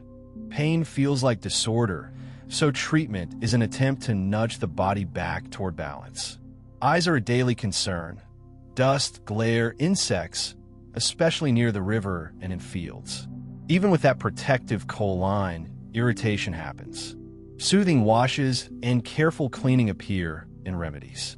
Skin, too, sits right on the border between grooming and medicine. Dryness, sun exposure, insect bites, irritation from work. Ointments and salves exist for all of it. And the smell of those remedies mingles with perfume, turning feeling better and smelling nice into neighbors sharing the same shelf. And yes, the weird ingredients exist, the kind your brain keeps as a souvenir because it loves nonsense. Crocodile dung sunscreen is the obvious headline, and it is funny in a way that makes you want to laugh quietly so you don't wake anyone up. But under the absurdity, the goal is recognizable. Protect skin from the sun, keep the day bearable. Strip away the odd choice of ingredient, and you're left with the same impulse that drove oils, shade, linen, and coal. People here were constantly building buffers against a harsh environment, from the smallest jar to the biggest wall. Knowledge lived close to temples and administration, in spaces where texts were stored, copied, and taught. You can picture an apprentice learning by watching. How to mix, how to wrap, how to clean, how to speak to someone who's frightened. The apprentice copies instructions on scraps of pottery or papyrus, because knowledge here is still something you physically write to keep. Hands learn alongside the mind, and that quiet chain keeps care consistent across years. The emotional side of illness wasn't ignored. Fear and stress were understood as disturbances, forces that can knock a person out of alignment. So part of care was restoring safety. A familiar voice, a steady hand, a ritual, a charm, a phrase spoken with confidence. You can be skeptical about supernatural explanations and still recognize the psychology. Comfort lowers panic, and lower panic gives the body more room to repair itself. Picture yourself lying on a mat in a cool room, courtyard breeze reaching you through a doorway. Lamplight is low. Someone brings water in a jar that sweats coolness. Someone offers bread soft enough to eat without effort. A warm compress settles over aching muscles. Scented oil is rubbed into your temples, and the smell tells your brain, without any argument, that you are being cared for. The world narrows to touch, smell, and slow breathing. Outside, the Nile keeps moving with indifferent patience, and the ceiling of stars stays exactly where it should be. As you step back into the lane, the scent of honey and herbs stays faintly on the air, grounding. The sun is higher, the walls brighter, and life threads forward through small acts of care, through the quiet insistence that order can be restored. In this world, order isn't only measured by river levels or written in ink. Sometimes it's measured by a clean bandage, a cool jar of water, and a pain that finally loosens its grip enough to let you breathe normally again. The smell of honey and herbs thins as you keep walking, and the heat brightens the lane until the mud brick walls look almost golden, like they're pretending to be monuments. The bandage, the bowl, the calm hands, those images linger because they belong to a world where care is ordinary. The next ordinary thing waiting for you is movement in the shadow, quick and confident, like the alley itself just grew pause. A cat slips along the base of a wall, sleek as a whispered thought. It pauses, glances at you with the unbothered authority of a creature that knows it's protected by culture, then continues on as if you're the one trespassing. In ancient Egypt, cats didn't just become beloved. They became inevitable. The river brings grain, grain brings storage, storage attracts mice, and mice attract cats. That's not mysticism. That's ecology. But Egypt, being Egypt, didn't stop at cats are useful. It went a step further and turned usefulness into reverence. You feel it in the way people react. Nobody shoos the cat. Nobody throws a rock. A child watches it pass with wide, solemn eyes, as if the cat is carrying a message it doesn't plan to share. Someone clicks their tongue softly, not to scare it away, but to get its attention, the way you greet a neighbor you respect. Cats keep the household safer. They guard the grain. They reduce pests. They make life smoother. And in a culture that worships order, a creature that quietly maintains order earns a kind of sacred glow. That glow gathers around the figure of Batet, often imagined as a goddess with a cat's head or as a woman accompanied by cats. Her energy is protective, domestic, warm. Not the kind of protection that storms into your life swinging a sword, but the kind that keeps trouble from entering in the first place. The cat by the wall is suddenly more than a pest control professional. It's a living symbol of safety in a world where safety has to be earned day by day. You think back to that crocodile dung sunscreen you had to file away earlier, and it almost makes you smile. Egyptians were practical, but they were also imaginative, and imagination often followed the shape of whatever mattered most. Cats mattered, so cats became sacred. Not because they were cute, though let's be honest, they had the whole tiny predator with perfect eyeliner thing going for them, but because they fit the emotional needs of the culture. A home protected from chaos feels like a small temple. Keep walking and the animal presence thickens, not like a zoo, but like a neighborhood where nature and human life overlap without clear borders. You hear birds in the distance, sharp calls cutting through heat, and you see them as shapes against the brightening sky. Some of these birds are ordinary in the way birds always are: busy, hungry, opportunistic. But in Egypt, birds also carried identities that felt bigger than their bodies. An ibis, with its long, curved beak, could remind people of Thoth, a god associated with writing, knowledge, and measurement. The idea makes a kind of quiet sense. Writing turns chaos into records. Knowledge turns fear into structure. Thoth's world is the world of scribes, calendars, and careful counting. The same world that tracked the Nile's rise. The ibis becomes a walking suggestion that intelligence is part of nature, not separate from it. You notice how easy it is for the mind to do this. You see an animal. You assign meaning. You feel comfort. Humans have always done it, and ancient Egypt did it with an entire civilization's worth of commitment. Symbols weren't decorative here. They were ways of making the environment emotionally livable. The land is harsh. The sun is relentless. The river is generous but not negotiable. So people turned animals into bridges between their daily lives and the larger forces they couldn't control. A falcon wheels high above, cutting across the sky with confident precision. Falcons hunt with sharp vision and brutal efficiency. But what you feel most is the grace of the flight. In Egyptian thought, falcon imagery often folds into Horus, associated with kingship, the sky, and protection. A falcon's height becomes the ideal perspective, seeing far, seeing clearly, keeping watch. If you're a society trying to hold order together across a long strip of land, the idea of a watchful sky presence is deeply appealing. Down closer to the ground, you catch the shape of a dog or jackal in the distance. Lean, alert, a creature that looks like it belongs to the edge between settlement and desert. That edge is where the dead were often buried, and the sight of canids around those spaces likely shaped associations that later settled into Anubis, the jackal-headed figure tied to burial and protection of the dead. It sounds heavy, but the emotional core is protective, not horrifying. It's the idea that even the boundary between life and what comes after has guardians, order, attendants who take the task seriously. You keep moving, and the Nile's presence returns through sound, water lapping in a canal, a distant splash, until you're near a spot where the river feels closer again. Here, the animal that commands attention isn't subtle. You don't see it immediately, but you sense it in the way people glance toward the water with a particular respect. Crocodiles live here.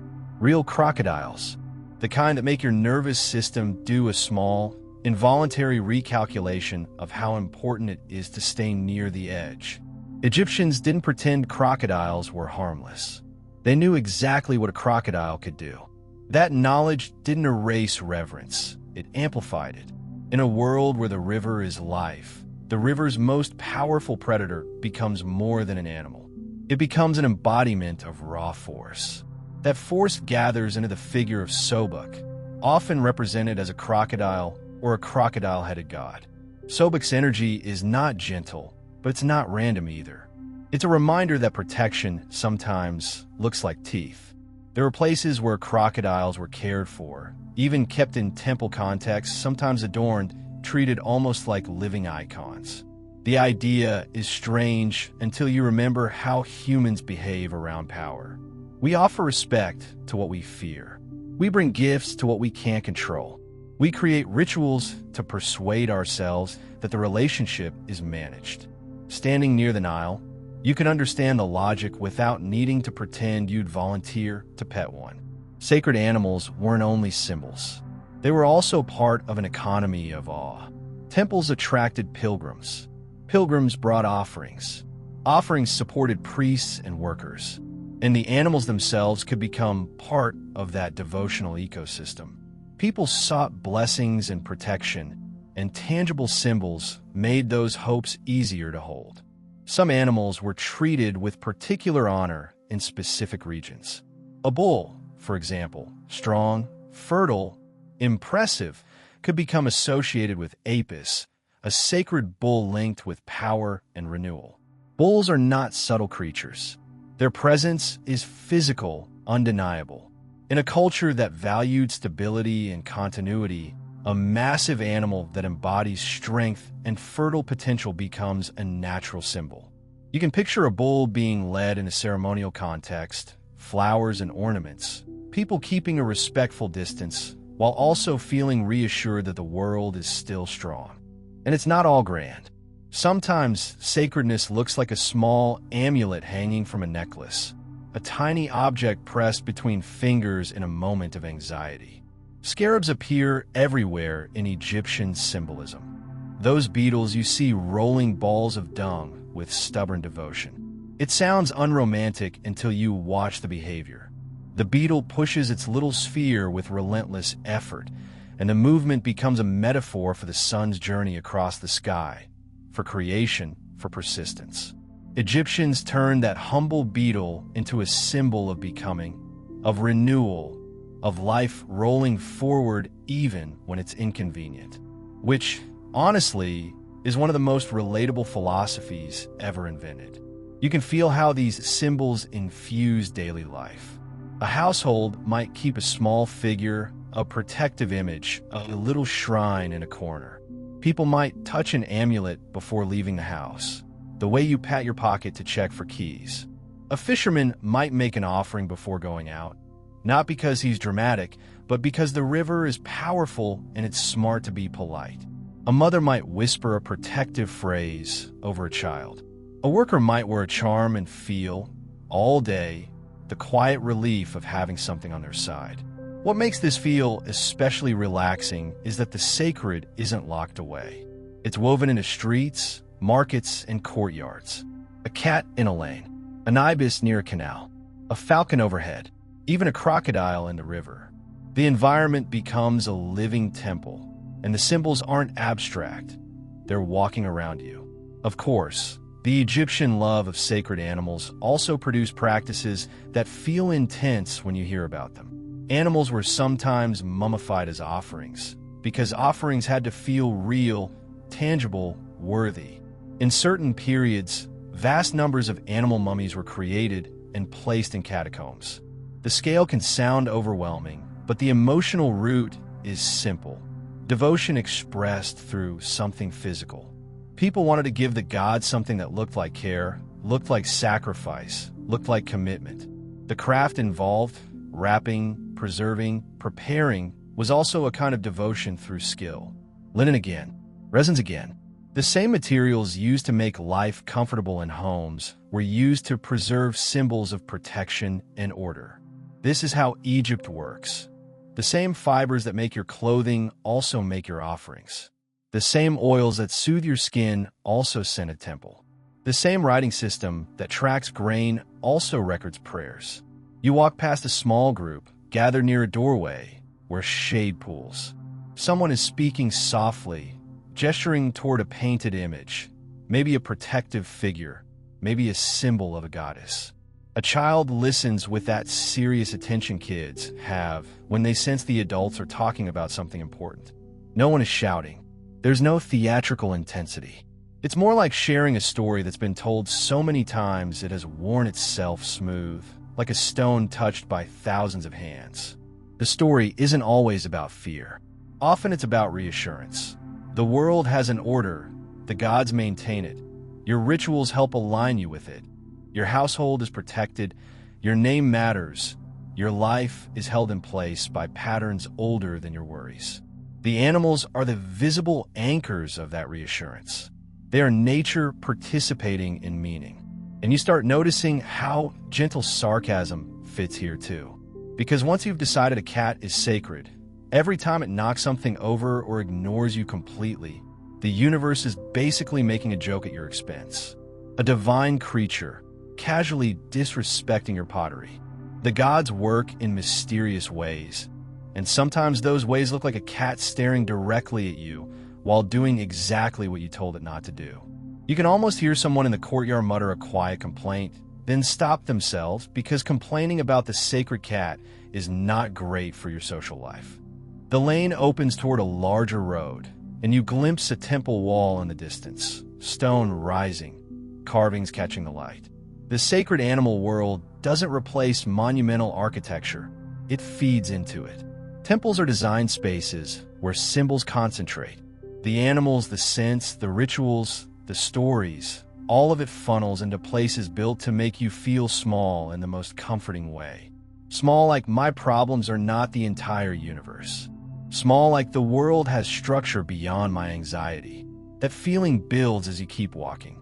The everyday awe of sacred animals has softened your sense of separation. Nature and culture overlap. The river isn't just water. It's a living force with personalities and guardians. The sky isn't just empty. It's filled with watchful wings and predictable stars. Your body isn't just a body. It's something that can be protected with oil, honey, linen, and a few well-chosen symbols. The stone wall ahead grows clearer, and the air begins to change again, less like bread and markets, more like shade and incense. The animal signs that have been scattered through streets and courtyards start aligning into a larger design. The temple waits with its cool corridors and deliberate geometry, ready to turn the ordinary, all you've been carrying, into something grander, more structured, more immersive, as if the entire civilization built a place where your senses could finally slow down and trust the world completely. The temple wall gets closer until it stops being a wall and starts being a horizon made of stone. You feel the heat bouncing off it, but the stone itself looks calm, unimpressed by sun, unimpressed by time, quietly confident in a way only something that expects to outlive you can be. The carvings along the surface catch the light at an angle, and suddenly the whole wall seems to move without moving, shadows deepening in the cuts, figures stepping forward in relief as the day shifts. The entrance rises ahead, massive pylons like two cliffs facing each other, leaving a narrow sky between them. It's designed to make you feel small, but not in a cruel way. More like the way you feel small when you look up at the night sky and realize the universe isn't stressed about your inbox. The scale doesn't threaten you, it steadies you. It says, this place has been here, it will be here, and your nervous system can unclench because the world is bigger than your thoughts. As you step into the shadow near the gateway, the temperature drops almost immediately, and your skin reacts before your mind does. The coolness is a physical hush. The sound of the street fades behind thick stone, and you hear your own breath more clearly, like the building has politely turned down everything else so you can notice yourself. Even your footsteps change, harder, cleaner on stone than on sand. The sound echoes softly, then settles. Stone remembers sound for a second, then lets it go. This is where the idea of temples being stone music starts making sense. The architecture plays your senses the way a slow song plays your mood. The walls guide your attention. The shadows guide your pace. The air guides your breathing. You can't help slowing down because the space refuses to be rushed. If you try to move quickly, your body feels out of sync with the place, like you're talking too loud in a room where everyone else is whispering. The smell changes too. You've been carrying bread and honey and warm oil in your imagination for a while, but here the scent becomes resinous and clean. Frankincense, myrrh, something smoky and sweet that clings to the back of your throat in the most comforting way. It's not suffocating, it's deliberate. The smell announces that you're no longer in the lane. You're in a controlled atmosphere, and that control feels like safety. The Egyptians understood that senses are doors. If you want people to feel awe, you don't only tell them stories. You build an environment that makes their bodies believe the story. Cool stone underfoot, dim light in a corridor, a sudden shaft of brightness in the right place, the soft crackle of flame, the slow curl of incense smoke. All of it says, you're inside order. You move forward into a courtyard where the sky opens above you again. The sun is high, bright, but the courtyard is framed by walls and colonnades that break the glare into manageable pieces. Columns rise like bundled reeds or papyrus stalks, carved to mimic the plants that grew by the Nile. It's like the temple is saying, even in stone, we remember the river. Even in permanence, we honor the living world that feeds us. You look closer at the columns and realize how much they're doing. Their scale is structural, yes, but their design is psychological. Papyrus and lotus forms aren't random decoration. They're symbols of growth, renewal, and the lushness that exists in the Black Land. In a country where the desert is always waiting just beyond the green, turning plant life into architecture is a kind of reassurance. It's a way of saying, fertility and life aren't fragile here. They're carved into the world. The walls are covered in images and text, and for a moment it feels overwhelming.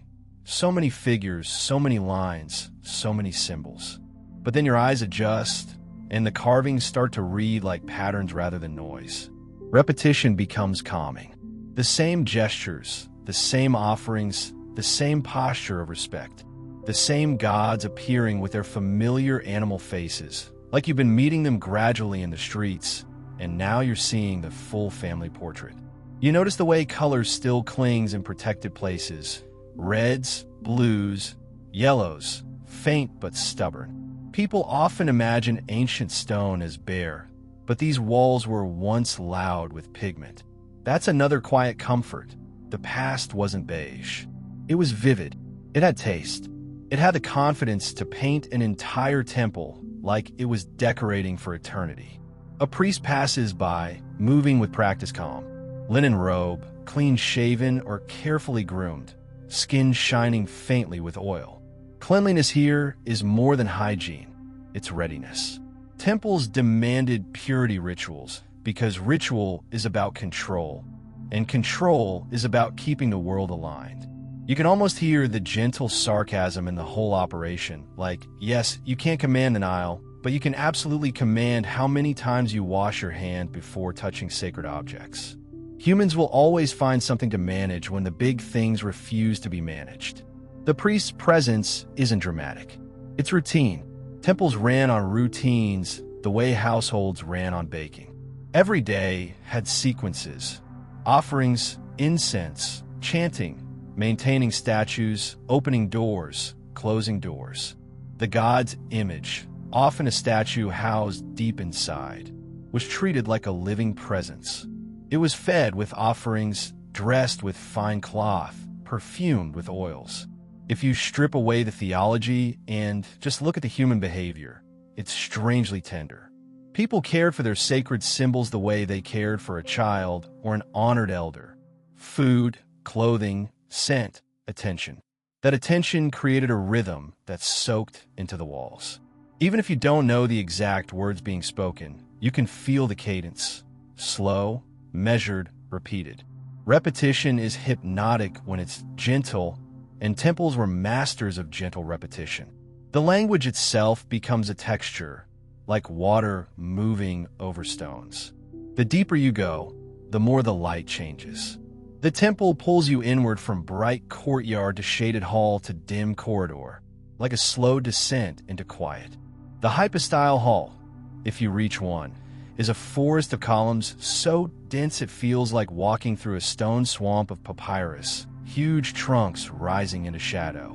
Light filters from small openings high above, falling in narrow beams that make dust and incense smoke visible, turning the air into a glowing mist. Each beam looks almost solid, like you could lean on it. This is deliberate, and it's brilliant. People feel calm in filtered light. It's why shade under trees feels like relief. The hall recreates that relief in stone, which is honestly the most Egyptian thing imaginable, taking a natural comfort and making it eternal. Sound behaves differently here. In open air, your voice disperses. In this hall, it gathers. A soft word can travel. A footstep can become a gentle echo. The architecture makes sound feel like it belongs. It doesn't bounce chaotically.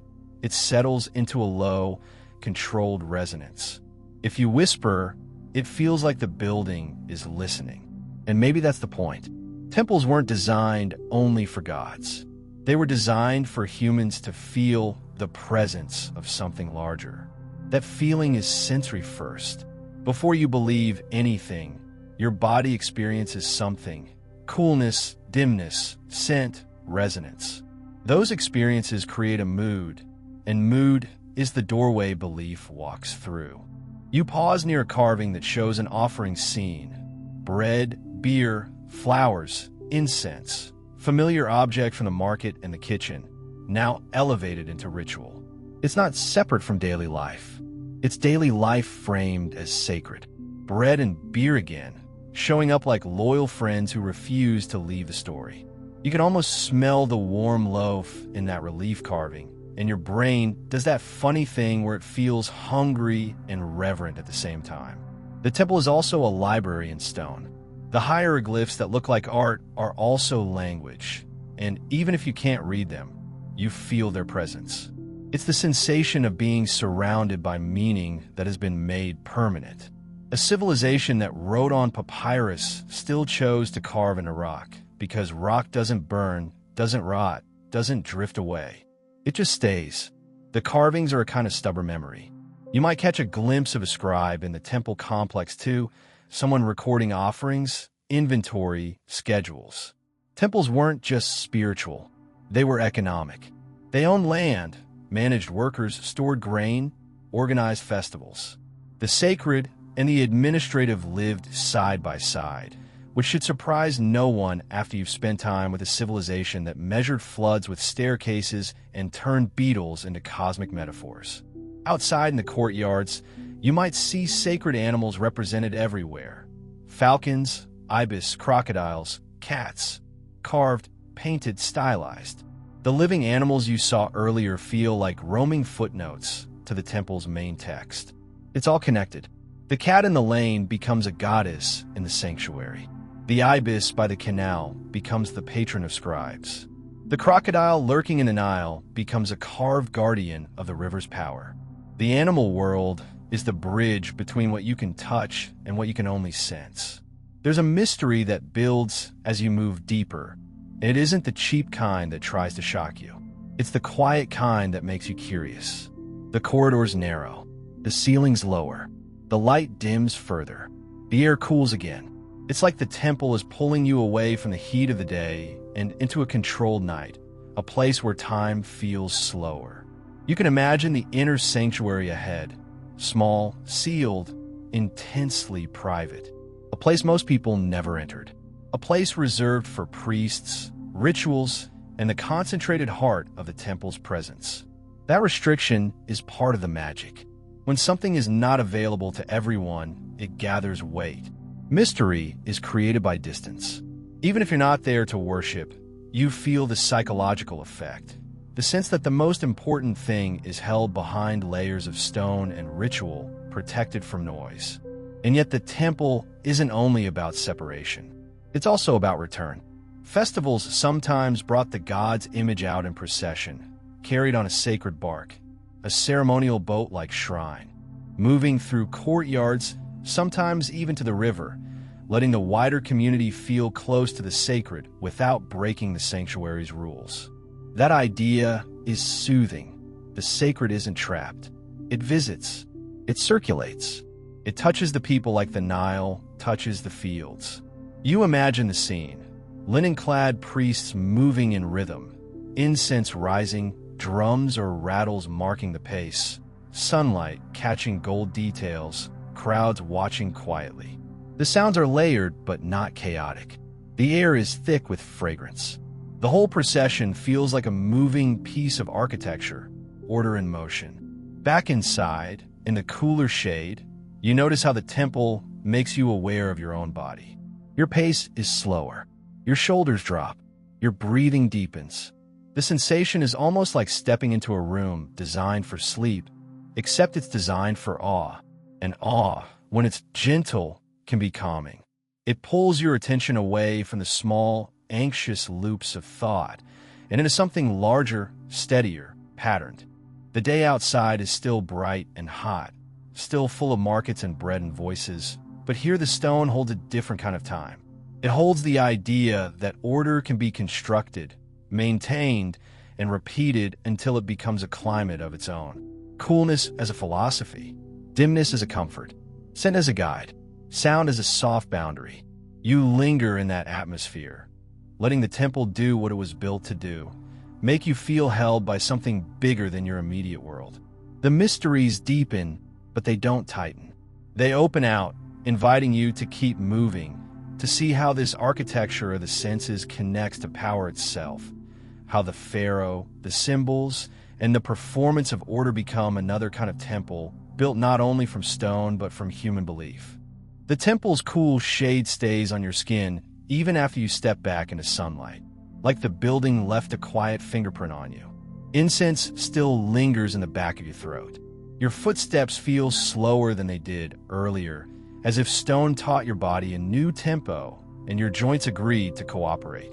Outside, the world is brighter and louder again. Markets, courtyards, the rivers shimmer, but the temple has rearranged your attention. You're still carrying that sense of controlled atmosphere, of a place designed to make reality feel orderly on purpose. And then you notice something else. The temple wasn't only built to honor the gods. It was built to frame power, carved into walls, repeated in relief, painted in bold scenes that refuse to be subtle. The pharaoh appears again and again, offering, receiving, standing taller than everyone else by an almost comical amount, like perspective itself has been hired to do public relations. It would be funny if it weren't so effective. The image is everywhere. The king in perfect posture, calm face, flawless body, moving through rituals as if he has never had a bad day or a stiff neck in his life. This is stagecraft, but it's sacred stagecraft. It's performance with consequences. In Egypt, leadership wasn't presented as a job you applied for. It was presented as a cosmic role, an office embedded into the structure of the universe. The pharaoh wasn't only a ruler. He was the living hinge between human order and divine order. That sounds grand because it is grand, and it's also deeply practical.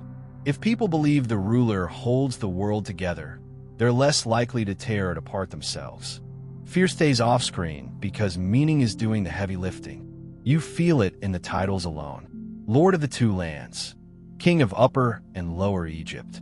Egypt is long and narrow, stitched along the Nile, and even geography becomes symbolism. The southern stretch upriver and the northern delta. Two lands, one crown. The state is one body, and the king is its visible spine.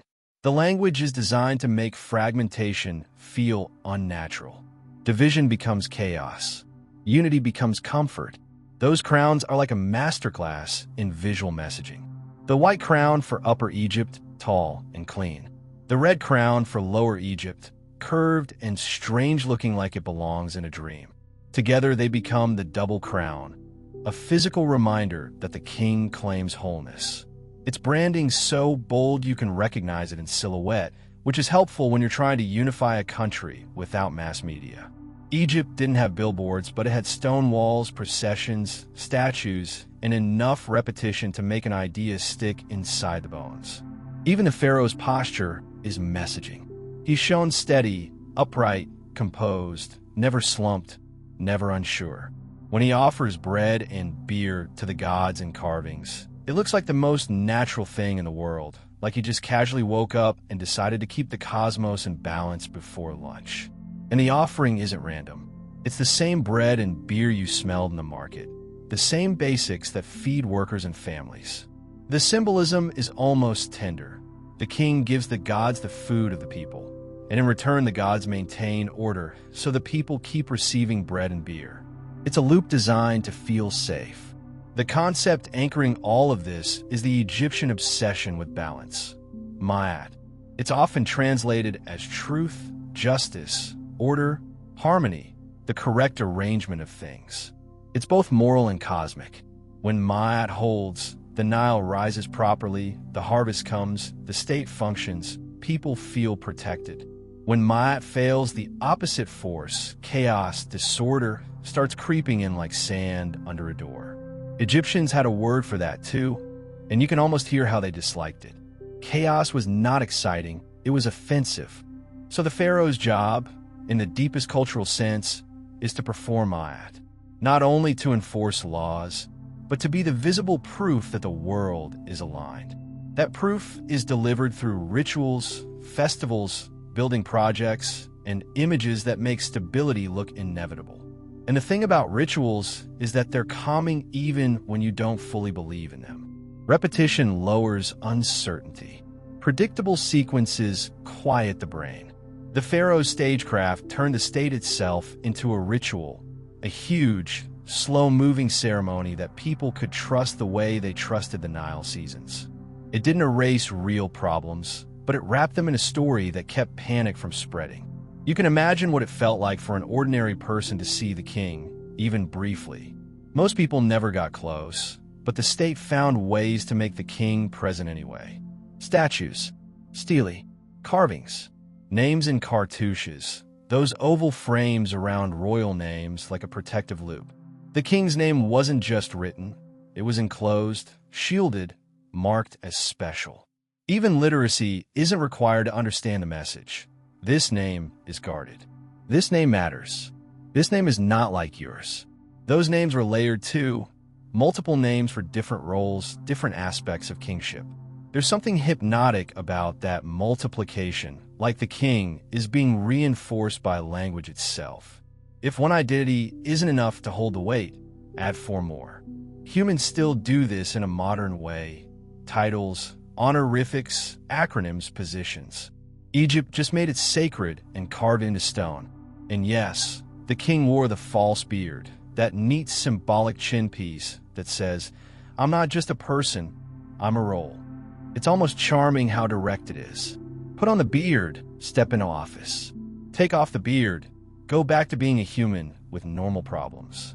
Except you don't really get to go back when your whole country believes your posture affects the flood.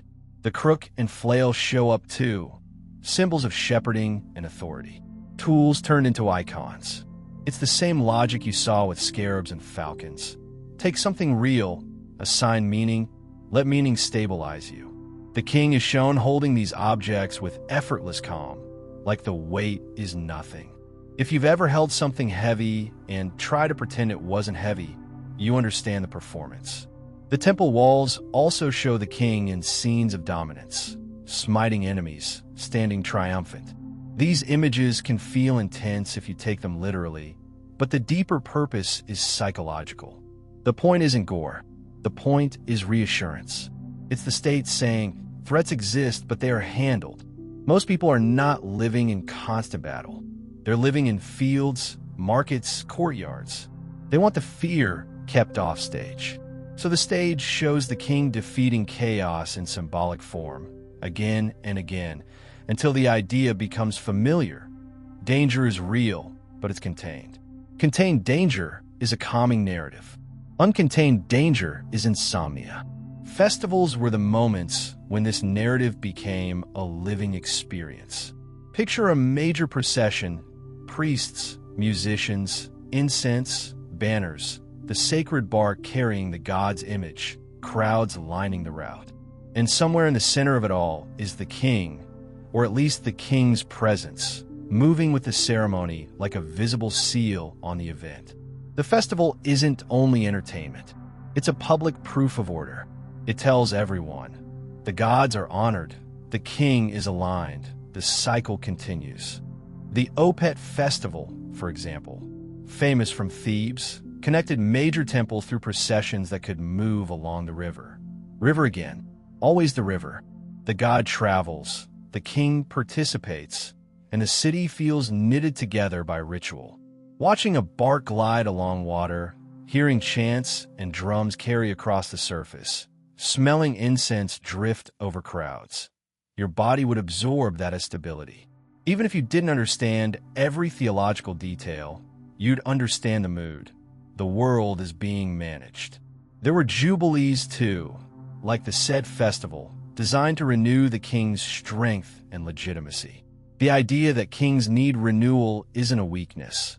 It's honesty dressed in ceremony. People age. Power can wobble.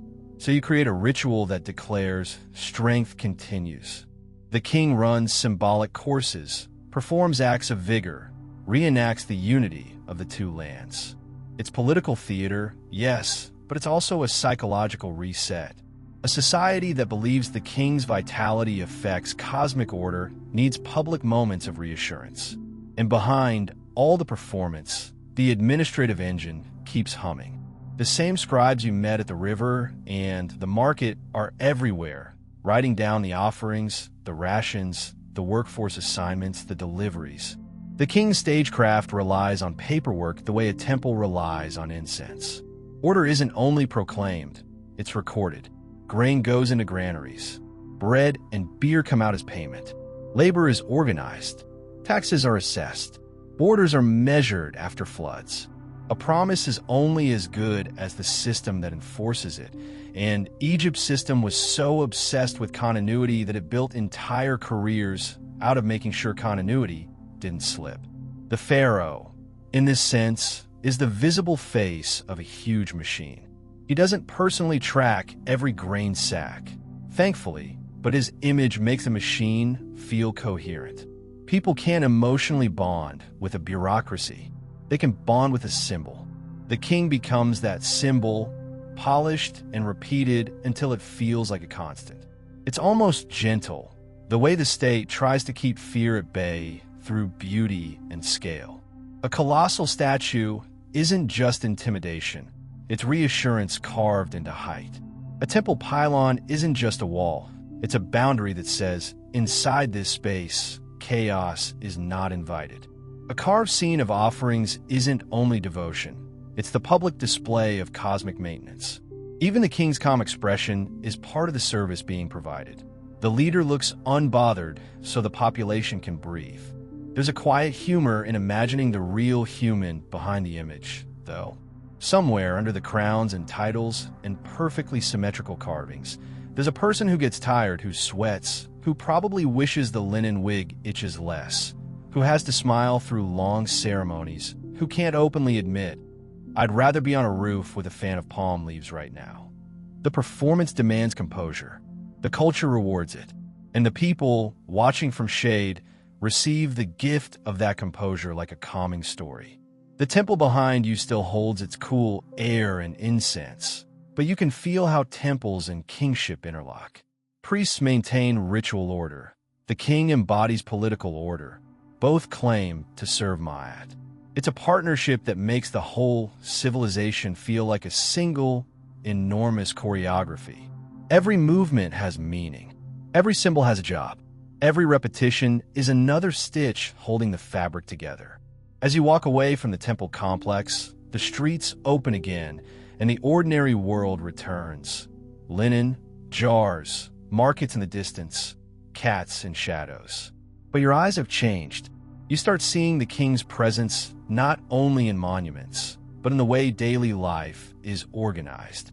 A work crew moving in rhythm, paid in bread and beer. A scribe tallying deliveries. A boundary line measured after flood. These are the quiet muscles beneath the ceremonial skin. And the skin itself is impossible to ignore. Statues, reliefs, cartouches, crowns, falcons, sun discs. The king is everywhere, like a logo you can't unsee once you notice it. It's stagecraft meant to make the world feel stable, and it works because stability is the deepest luxury. The path ahead begins to lead you toward the hands that make all of this visible. The artisans who carve the stone, shape the gold, weave the linen, grind the pigments, and turn symbols into objects you can touch. The king's image doesn't appear by magic. It appears because someone, somewhere, sat down with tools and patience and made it real. The king's image doesn't appear by magic. It appears because somewhere under a roof that traps shade the way a good story traps your attention, a person sits down, exhales, and does the slow work that turns ideas into objects. You follow that thought through the lanes, away from pylons and proclamations, toward the quieter engine room of magnificence. Workshops. The air changes before you even see the doorway. It smells less like incense and more like materials. Warm with dust, mineral grit, a faint metallic tang, and smoke from charcoal that's been fed with steady devotion all morning. You hear a different rhythm too. Not chanting or market bargaining, but tool music. A tap-tap-tap of hammer on metal, the rasp of a file, the soft scrape of stone being smooth, the patient thump of a mallet that never hurries because hurry ruins everything. Inside, the light is controlled. A workshop isn't a temple, but it has learned the same lesson. The sun is too loud. So the openings are small. The interior is cool enough to think. Benches line the walls. Jars hold pigments. Bundles of reeds wait to become brushes. And there's always someone bending close to their work with the kind of focus that makes your own mind slow down in sympathy. Hands are the real continuity here. Dynasties change, Names shift, monuments rise, but hands keep doing the same patient motions. Measuring, cutting, polishing, weaving, carving, joining. A civilization that loves order produces artisans who love precision. Because precision is simply order made small enough to hold between your fingers. Gold is the obvious headline, because gold is what the sun would wear if it had pockets. Egypt had access to gold from desert mines and southern lands. And because gold doesn't tarnish the way other metals do, it became the perfect material for a culture obsessed with permanence. If you want something to look eternal, choose a metal that refuses to age politely. The calming truth about Egyptian gold work is that it begins with plain steps done correctly again and again until plain becomes beautiful. Gold is softened by heat, shaped by hammering, cut into thin sheets, drawn into wire. The artisan's hand learns exactly how much force to apply.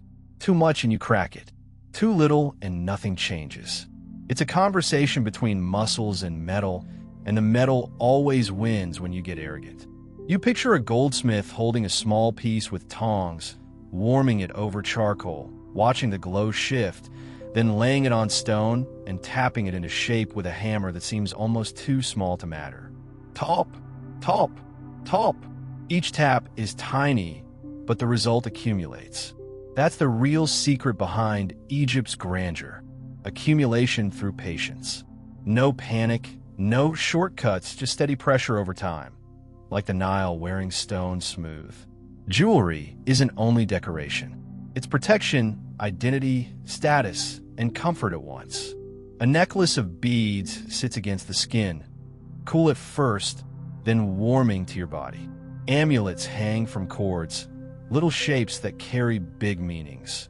A scarab for becoming, an eye for protection, symbols that whisper, quietly, chaos can stay outside your door. Beads themselves are an entire universe. Some are stone, carnelian glowing like late afternoon, turquoise like shallow water, lapis lazuli as deep as midnight. Some are faience, that bright blue-green material that looks like glazed magic, but is really clever chemistry and heat. Crushed quartz and minerals are shaped, then fired so a glassy surface blooms on the outside. The result is glossy and luminous, like river color turned solid.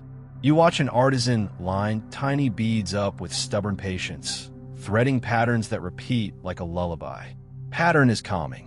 It's why you can stare at ripples on the Nile and forget time exists. Egyptians understood the comfort of repeating forms, and they built it into jewelry you could carry with you. Portable order, pocket-sized Ma'at. Stone carving sits nearby like the slowest teacher in the room. You can't rush stone. Stone will embarrass you. So the carver works with abrasives, sand, harder stone, water, grinding and smoothing surfaces until angles become clean and curves become inevitable. A statue begins as a block and then, through endless attention, becomes a face that seems to look back at you across millennia. The effect feels supernatural until you remember it's mostly time and persistence. Woodworking has its own quiet genius too. Wood is precious here. Egypt doesn't hand out forests for free, so good timber is valued and sometimes imported. That makes every wooden object a small triumph. A chair with joined legs, a box with a fitted lid, a boat component that must hold under strain. Joints are planned carefully. Pegs and dowels are used. Surfaces are smooth until they stop fighting the hand.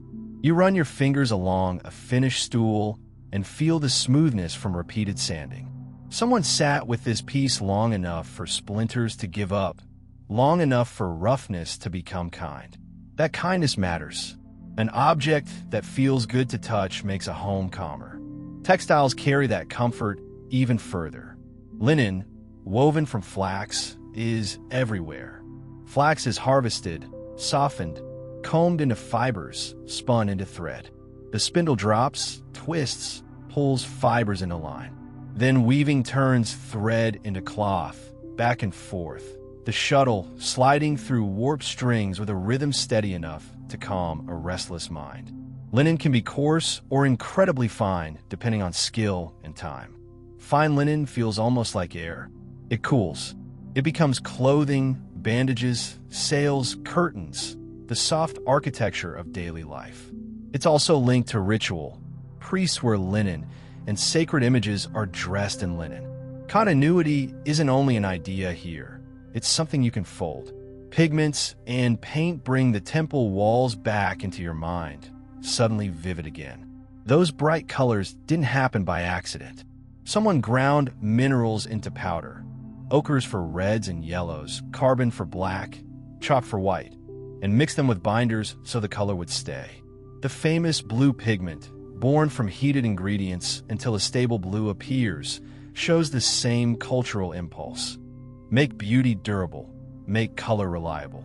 A painter applies that color with a brush made from reeds or fibers, laying down lines with calm confidence. Designs are planned. Proportions are kept.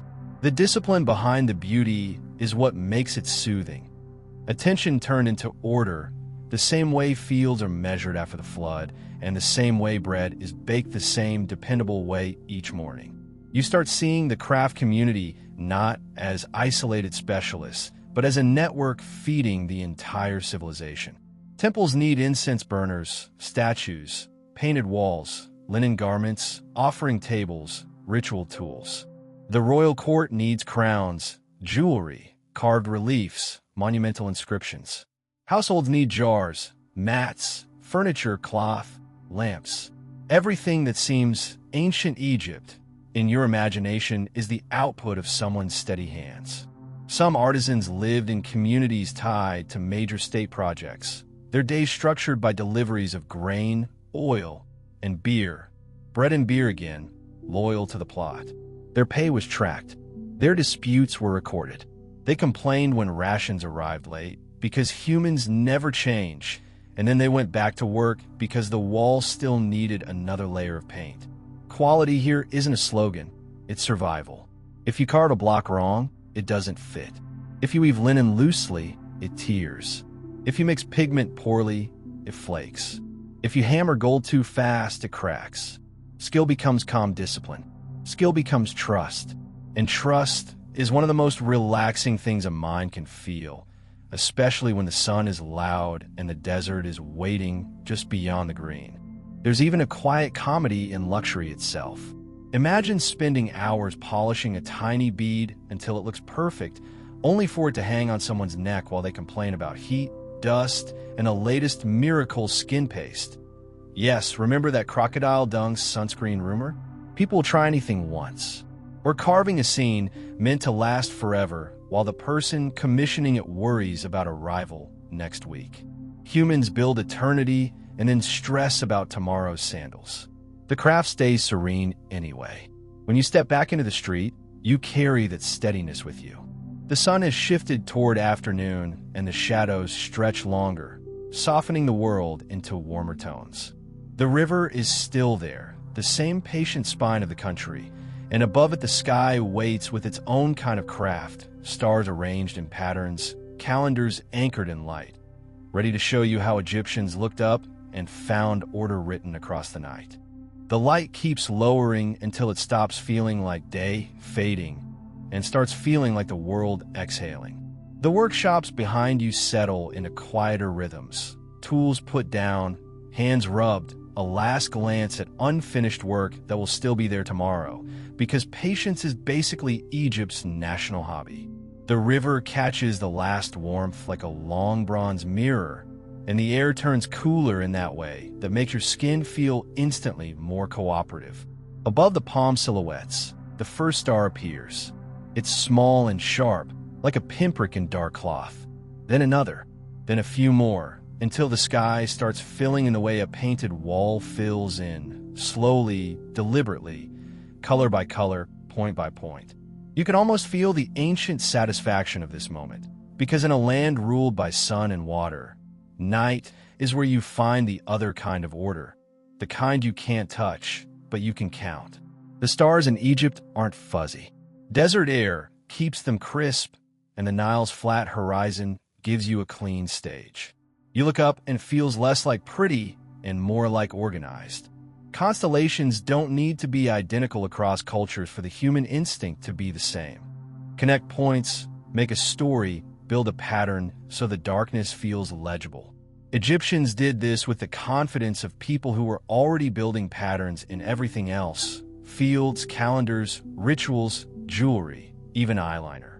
The sky was just the biggest canvas. You remember how the year's timing was tied to a star, the return of Sirius at dawn, that bright signal that the flood season wasn't far behind. That link between sky and river is more than clever. It's comforting. It means the world is giving you hints. It means the universe isn't randomly spinning. It's rhythmically moving. When a civilization depends on the flood being roughly on schedule, a celestial cue becomes a kind of reassurance you can almost taste. And because people are people, the reassurance turned into a system. Not a vague, watch the stars sometimes. A real system with names, tools, routines, and specialists. Egypt didn't look up and shrug. It looked up and built an operating manual. At night, time was tracked using star groups, often called decans, sets of stars that rise at predictable times across the year. Think of them as the original night shift schedule, written in light. Certain stars appear, then later another set rises, then another, creating a sequence you can use like a clock. You don't need minutes the way you do with modern life. You need segments. Early night, deeper night, the part of night when your body starts forgetting its worries, the part of night when even the dogs stop caring. Decans gave structure to those segments. If you've ever checked your phone at 3:17 a.m. and immediately regretted it, Egypt offers you a healthier alternative. Picture a temple observer or a guard on duty, sitting in stillness, watching the stars slide across the sky. No blue light, no notifications, just a slow certainty. This star has risen, so this portion of the night is here. The next star will rise later, and that later is inevitable. It's timekeeping that doesn't chase you. It simply tells you where you are. They had tools too, simple, elegant, almost annoyingly sensible. A merkit, essentially a sighting tool paired with a plumb line, helped align observations with true north. At a bay, a sighting device, and you can line up stars to establish directions. It's not glamorous in the way gold is glamorous, but it's the kind of quiet technology that makes everything else possible. Once you can reliably find north, you can align buildings. You can orient temples. You can define space with confidence rather than guesswork. And orientation mattered. Egypt loved aligning sacred architecture with cosmic order. Temples and monuments often faced deliberate directions, toward sunrise points on specific days, toward cardinal points, because the building itself becomes a statement. This stone is cooperating with the universe. That cooperation feels like a promise. It says the structure isn't just sitting on Earth. It's participating in the sky's design. You start noticing how the sky becomes another kind of temple ceiling. In some sanctuaries, ceilings were painted with stars, constellations, and divine figures. Night captured in pigment, held above people during ritual. You can imagine standing beneath such a ceiling, lamplight flickering, incense moving in soft spirals, and above you, a field of painted stars that never shift. The real sky changes every moment. The painted sky is a steady reminder that order is always available, even when you can't step outside to see it. There's a particular Egyptian love for the imperishable stars, those that never set, circling near the north, always present. Circumpolar stars are visible through the night, rotating around a fixed point, refusing to disappear below the horizon. If you want a symbol for permanence, that's a pretty good candidate. You can understand why a culture obsessed with continuing would look at these stars and feel an emotional click. Something up there never leaves. Something up there endures. It's the opposite of the river's flood, which comes and goes. The river's cycle is renewal through change. The northern stars offer renewal through constancy. Between those two, change that returns, constancy that remains, you get a complete set of comforts. Out on the Nile, those comforts become practical. Boats don't stop moving just because it's dark. Travel can happen at night when the air is cooler and the wind is kinder. The river is a corridor, and the sky is your map. Even without modern instruments, you can navigate by the stars, using the bank silhouettes and familiar star positions to keep your direction. A boatman who knows the river also knows the sky the way a skilled artisan knows his tools. By familiarity, by repetition, by trust. You picture a sailboat drifting in night wind, the sail a pale shape against darkness. The water below is quiet except for small ripples at the bow. Above, the star field turns slowly, and the boatman reads it the way a scribe reads papyrus, line by line, sign by sign. The river holds him. The sky guides him. It's a kind of travel that feels almost too calm to be real, like the whole world decided to cooperate for a few hours. The calendar ties everything together. Egypt's civil year, with its 12 months and 5 extra days, is a beautifully tidy human attempt to make nature behave. The 5 extra days at the end, those special days that didn't quite belong, feel like a cultural wink. People always notice the leftover pieces of time, the odd scraps that don't fit the neat boxes, and they always decorate them with stories. Those days became linked with births of gods and myth, making the calendar feel not only functional, but meaningful. Even a scheduling problem turns into a narrative. Humans really cannot help themselves, and it's kind of adorable. Of course, the civil calendar's drift meant the months wouldn't always stay locked to the seasons. Instead of spiraling into anxiety over it, Egypt lived with it for long stretches. There's an almost sleepy wisdom in that. They built a structure that worked well enough, then accepted that the sky and the earth don't perfectly match your paperwork. You can feel the scribe's quiet sigh in that reality. You can almost see him adjust a record, then shrug and go back to counting grain because bread and beer still need delivering whether the calendar is drifting or not. Alongside the civil calendar, lunar timing also mattered, especially for certain religious observances.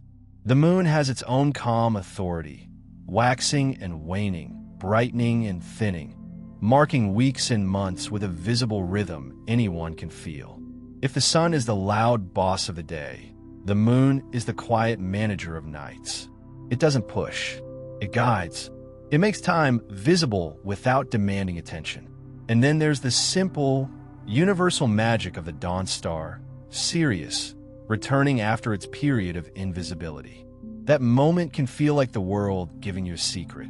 A bright point appears in the early dawn, just before sunrise, and suddenly the whole country can look at the sky and feel the same thought. The flood is coming, the fields will be renewed, the year is turning. It's a cosmic signal that belongs to everyone, from priests to farmers, from the goldsmith to the child watching a cat in the lane. It's not hard to see why astronomy and religion braided together here. When the environment decides your life, anything that helps you predict or frame the environment becomes sacred.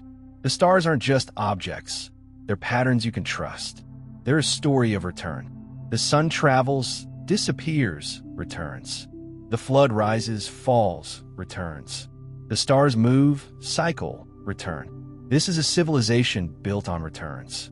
Even their idea of personal continuation after death leans on the same emotional shape. Not ending, but changing and continuing. The sky also invited imagination. Egyptians saw familiar shapes up there, but their constellations didn't have to match modern ones to serve the same psychological purpose. A recognizable cluster becomes a character. A character becomes a story. A story makes the night feel inhabited rather than empty. When you're lying on a rooftop, linen beneath you, fan of palm leaves stirring the air, the stars overhead stop being cold points and start being companions. And companionship is one of the easiest ways to relax. You remember those rooftops from the village, the quiet silhouettes of sleepers under open sky. They weren't lying there thinking about abstract astronomy. They were simply living in it. Their bodies cooled, their breath slowed, their minds had room to wander because the sky was stable. If anxiety crept in, all they had to do was look up and see that the same constellations were still there, doing their slow, predictable work. Even timekeeping at night could be softened into ritual. A water clock, steady dripping, slow lowering level, paired with star observation creates a double reassurance, sound and sight. Drip by drip, the clock confirms that time is moving. Star by star, the sky confirms that time is structured. The combination is almost hypnotic. You can imagine a temple guard hearing the water's gentle persistence while watching a Deccan rise and feeling the calm certainty that the night is behaving exactly as it should. There's a quiet connection between the sky order and the craftsmanship you just left. An artisan makes beauty durable through patience. The sky makes beauty durable through inevitability. You can't rush either. You can only align with them. An alignment, whether you're aligning beads into a pattern, aligning a temple to a direction, or aligning your life to the river seasons, creates the same feeling, stability. You linger on the riverbank again because everything circles back there. The Nile reflects the stars and broken lines, shimmering like someone spilled a handful of glitter and it decided to float. The reflection isn't perfect. It trembles with every ripple. But the stars above remain steady, and that contrast is soothing.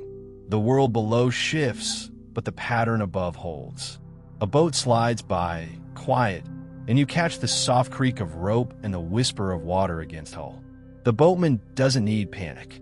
He has a river that knows its path and a sky that knows its schedule. That combination is basically the ancient equivalent of confidence. And the deeper comfort is this. Egypt's magnificence isn't only in what it built on land. It's in how it built meaning between land and sky. The stars weren't just watched. They were integrated. They were trusted. They were used to measure, to align, to reassure. They were turned into a gentle framework that held the night in place. The river keeps moving under the stars, and your attention follows both. The slow current below, the slow turning above, until the world feels like it's been arranged into two calm motions that will never collide. Somewhere beyond the dark, stone monuments are sitting in their aligned positions, accepting starlight like they've been waiting for it. The same people who stacked those stones also looked up and felt the sky's structure pressing softly into their lives, encouraging them to build with confidence. Your path is already bending toward that confidence made visible. The work site, the schedules, the human discipline behind enormous projects, because the night sky doesn't only soothe. It also dares you to imagine scale, and Egypt never resisted a dare. The dare becomes real when the horizon stops being empty and starts being geometric. In the distance, the edge of the desert rises into shapes that don't belong to nature. Angles so clean they look like ideas turned into mountains. Even before you reach them, you feel the pull those shapes have on the human brain. Your eyes want to measure them. Your mind wants to explain them. Your body, meanwhile, just registers scale and goes politely quiet. As you get closer, the glamour dissolves into something even more interesting. A work site. Not the dramatic movie version with chaos and shouting and people magically levitating blocks with mysterious beams of light. The real miracle here is that it's organized. It has pathways worn into the ground. It has staging areas where stone is stacked like carefully planned inventory. It has crews moving with the calm of people who've done the same motion 1,000 times and found the least painful way to do it. It has scribes. Of course it has scribes. If Egypt could tattoo a spreadsheet onto the sky, it would. You smell the work before you see the details. Dust, sun-warmed rock, sweat, charcoal, and, oddly comforting, bread baking somewhere nearby. That smell tells you everything you need to know. The monument doesn't rise on inspiration. It rises on calories. The human side of the pyramid starts with the simplest truth. A block of stone is not a symbol until someone moves it. Moving it takes bodies, planning, and a lot of days that look almost identical. That repetition is the real engine of grandeur. You don't build a mountain-shaped monument with constant adrenaline. You build it with schedules. The first thing you notice is the division of labor. Some workers quarry stone. Some shape it. Some transport it. Some prepare mortar. Some maintain tools. Some bake bread and brew beer for everyone else. Some heal injuries and soothe blistered hands with honey pastes and clean linen. Because yes, even here, someone is quietly acting like a field medic while everyone pretends they're too tough to need it. Quarrying itself is a lesson in patience. Limestone can be cut from local quarries, and you can imagine teams marking lines, tapping wedges, separating blocks with a method that respects the rock's grain. For harder stone, granite, for example, you're in a different world. Granite doesn't negotiate. It requires pounding with harder stones like dolerite, and the work becomes slow percussion, a steady rhythm that sounds like stubbornness turned into music. When a block is freed, it isn't instantly perfect. It's rough, heavy, awkward. Shaping happens with copper tools and abrasives, sand doing the quiet work of grinding surfaces true.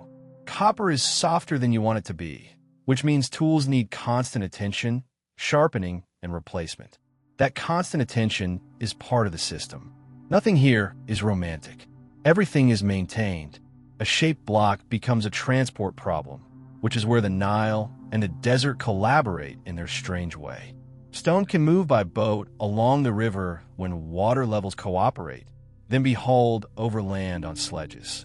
You picture a sledge with a block lashed down, rope creaking under tension, a team leaning into it with synchronized effort. The sand under the sledge isn't simply sand. It's a surface you can manage.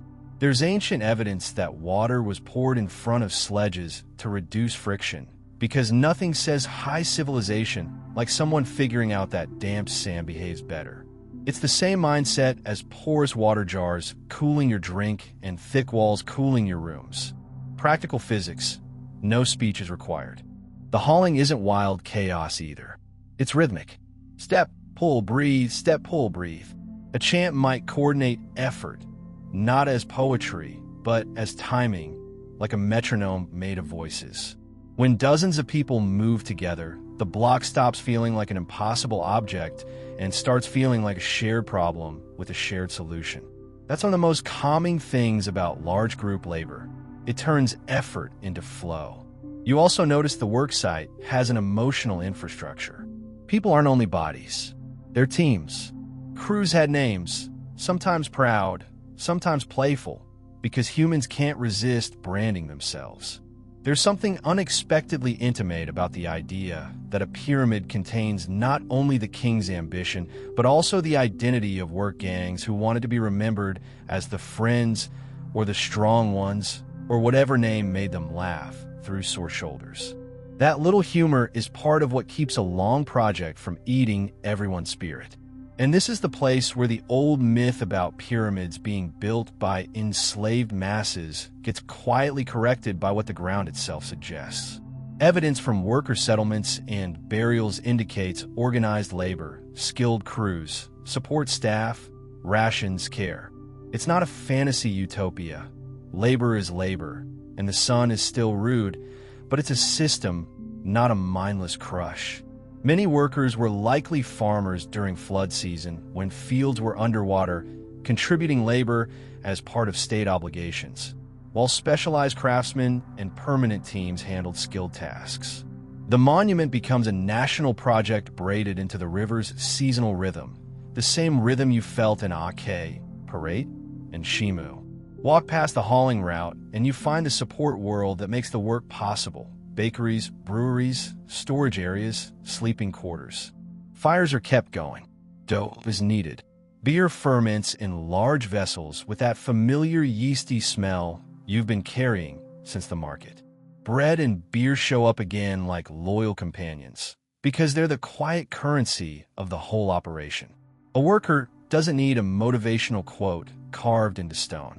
He needs his ration. Food here is more than subsistence. It's logistics. You can imagine scribes recording how much grain came in, how many loaves went out, how much beer was issued, how many jars of water were distributed. Onions and garlic appear too, not as exotic flavors, but as practical staples, strong enough to cut through fatigue. Sometimes there's meat, not daily for everyone, but enough in certain contexts to suggest organized provisioning. The point isn't luxury.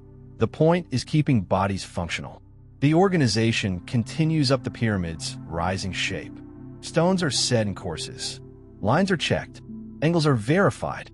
If the geometry drifts, the whole structure becomes a slow-motion disaster, and nobody wants to be the crew remembered for inventing the slightly lopsided pyramid. So measurement matters. Plumb lines, levels, sight lines. The same obsession with alignment you felt under the stars shows up here again. The pyramid isn't only tall, it's oriented, disciplined, deliberately placed in the world like a statement written in stone and aligned to the sky.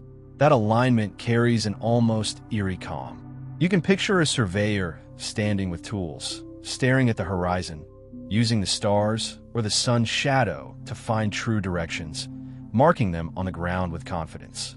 It's a strange feeling to watch someone use the sky as a ruler, then translate that into a foundation that will outlast their grandchildren's grandchildren. It's also a reminder that grandeur begins with quiet accuracy. Around you, the work site hums with a particular kind of energy, concentrated, not frantic. People are tired, yes. People joke, yes. People complain about rations arriving late, almost certainly because the human tradition of complaining is older than pyramids. But the overall mood is steady. This is what a long-term project looks like when it's actually possible. Lots of small correct actions, repeated until the mountain appears. You catch glimpses of personal life woven into the labor. A man adjusts linen around his shoulders, trying to keep the sun from turning him into a walking complaint. Someone rubs oil into cracked hands at a break, because skincare is not vanity when you're hauling stone. Someone applies coal to reduce glare, because seeing clearly is part of staying safe. A healer wraps a wrist in linen and honey, and the injured worker tries to pretend it's no big deal, while quietly enjoying the relief because pain is annoying and heroism is overrated. Tools are everywhere, and they tell their own story. Copper chisels, stone hammers, wooden mallets, ropes braided from plant fibers, levers, sledges. Nothing is magical, but everything is clever. You realize that ancient engineering isn't one big secret. It's thousands of small tricks combined. Use the right slope. Use the right timing. Use the river when it's high. Use wet sand. Use teamwork. Use patience. Patience is the material you can't see, but it's in every layer. It's in the decision to bake enough bread every day for a workforce. It's in the decision to maintain copper tools even though they wear down. It's in the decision to keep records. It's in the decision to align foundations carefully. It's in the decision to do a little bit more today, even when your shoulders are done negotiating. Even the structure's outer surface, when finished, speaks to that calm discipline. The casing stones, cut fine and fitted tight, could make the pyramid gleam like a frozen sunbeam. Imagine it. Smooth faces reflecting light, edges sharp, the whole monument shining against the desert. That shining isn't only about showing off. It's about symbolism, light, permanence, the king's role in cosmic order, but the symbolism rests on something very human. An artisan smoothing stone until it fits perfectly beside another stone, again and again, until the surface becomes seamless. The desert around the work site feels different now. It isn't only emptiness. It's a backdrop that makes organization look even more miraculous. The red land waits on all sides indifferent. The black land lies near the river, fertile and busy. The pyramid rises at the boundary between them, like a gigantic handshake between life and permanence, between seasonal cycles and stone continuity. You stand there and feel the strange intimacy of scale. This monumental thing, this icon that will outlive empires, depends on the most domestic requirements: bread, beer, water jars, clean linen, shaded rest, accurate counting. A pyramid is a miracle of administration with a dramatic silhouette. And the mood it creates, especially when you let go of the Hollywood noise, is oddly calming. It's the feeling of humans cooperating with time instead of fighting it. It's the feeling of a civilization saying, we're going to keep doing the next correct thing until the impossible becomes visible. As the sun leans toward late afternoon, the pace shifts. Work slows. Shadows lengthen. The day's heat releases its grip. People gather, stretch sore backs, share bread, swallow the last of a ration of beer that tastes like grain and relief. Conversations soften. Laughter sparks and fades. Someone looks up at the sky instinctively because the sky has been part of the job from the beginning. Directions, alignments, seasons, timing. The pyramid's face catches the lowering light and turns warmer, less harsh, almost gentle.